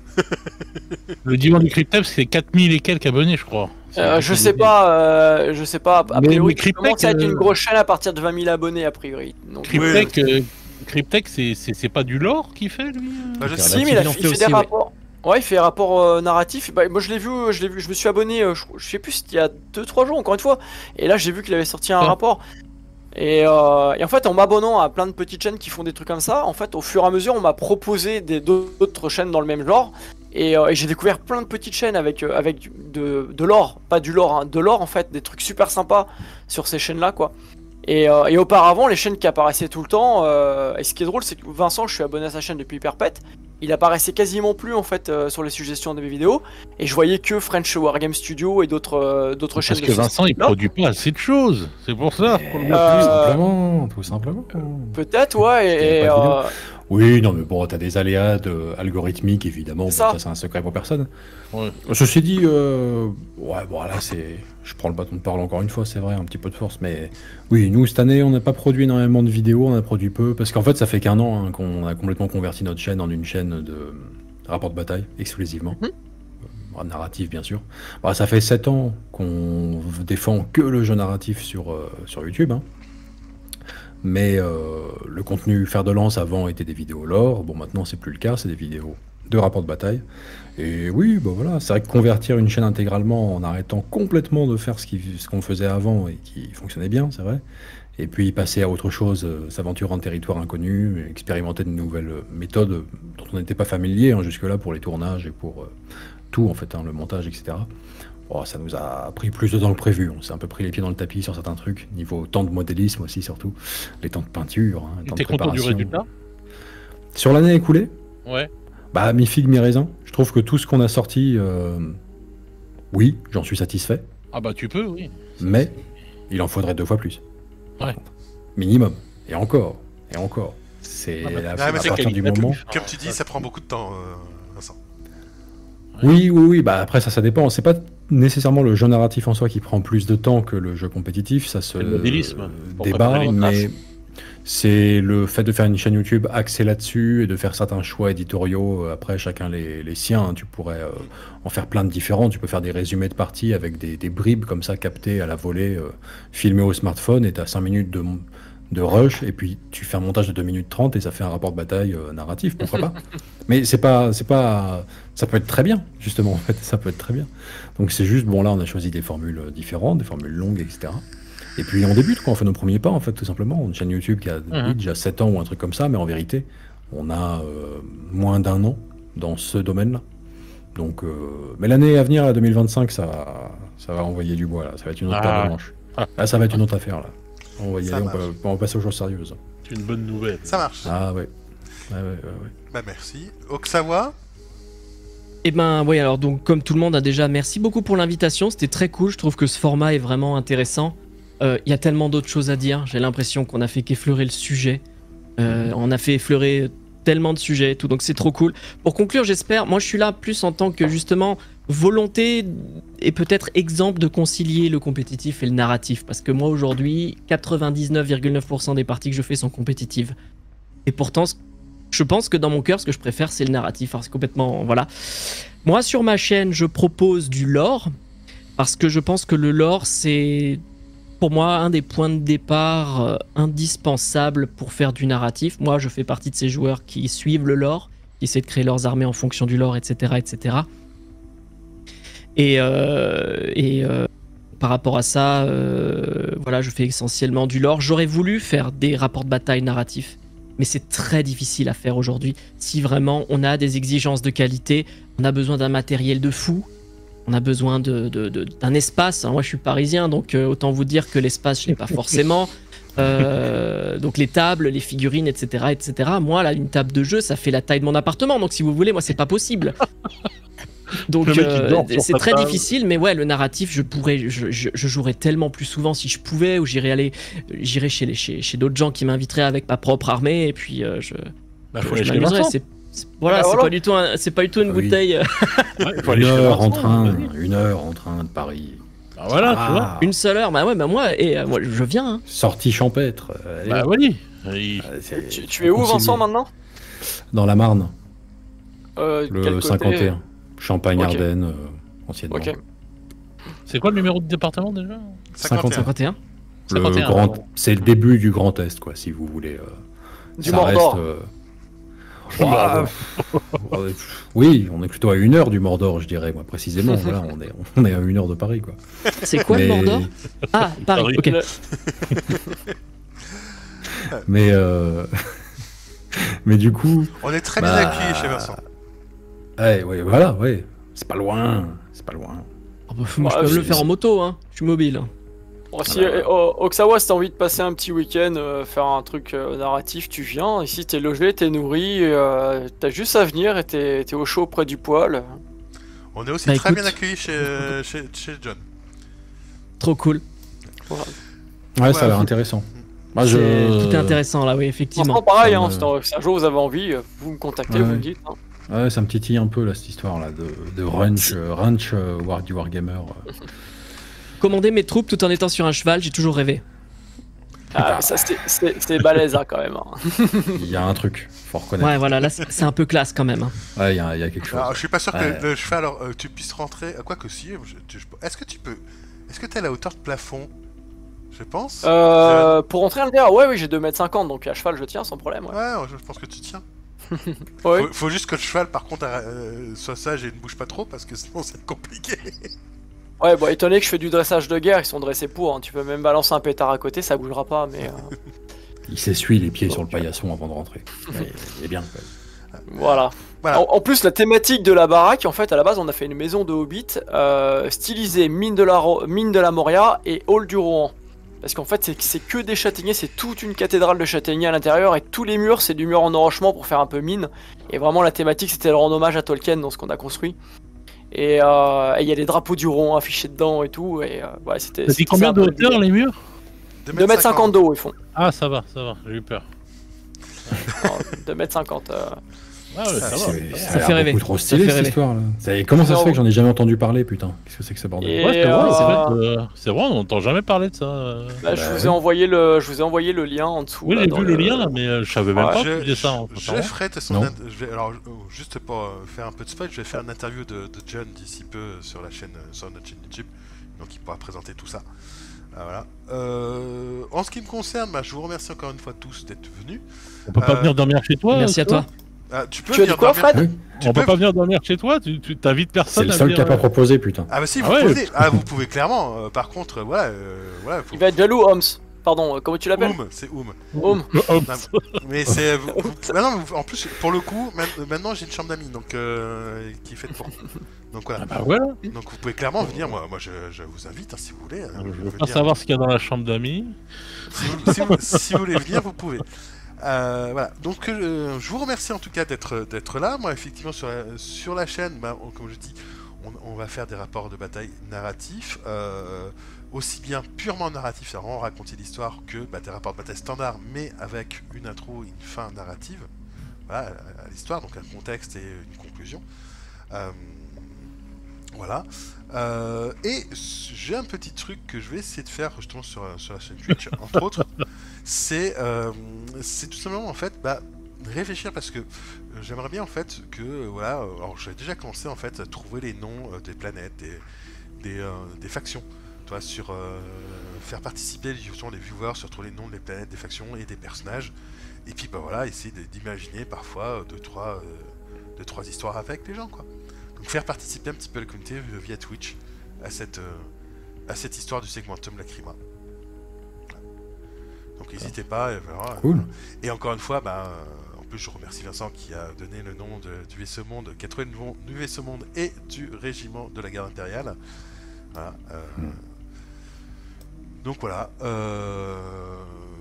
n'hésitez pas encore une fois à vous abonner aux différentes chaînes, tous les liens seront en description de la vidéo YouTube, puisque ce live sera rediffusé sur YouTube d'ici demain logiquement. Je fais le montage demain et hop, c'est uploadé, voire cette nuit, je sais pas encore, je vais voir. En tout cas, merci bien. On en refera sans doute une autre table ronde une autre fois avec nos invités. Merci à tous d'avoir été ici. Merci à toi. Et je vais vous laisser ici, les amis, avec une bonne soirée, une bonne nuit. Et n'hésitez pas, encore une fois, à venir nous rejoindre sur cette chaîne et sur les chaînes de nos invités. Voilà, bonne soirée à tous. Merci, Au bonne revoir. soirée, Oui, bonne bonne nuit. soirée. Salut. Et à très vite Ciao. pour À de bientôt. nouvelles aventures. Merci à tous nos partenaires. Pour nous soutenir et bénéficier de réductions chez nos partenaires, pensez à adhérer à l'association Netepic. Tous les liens en description.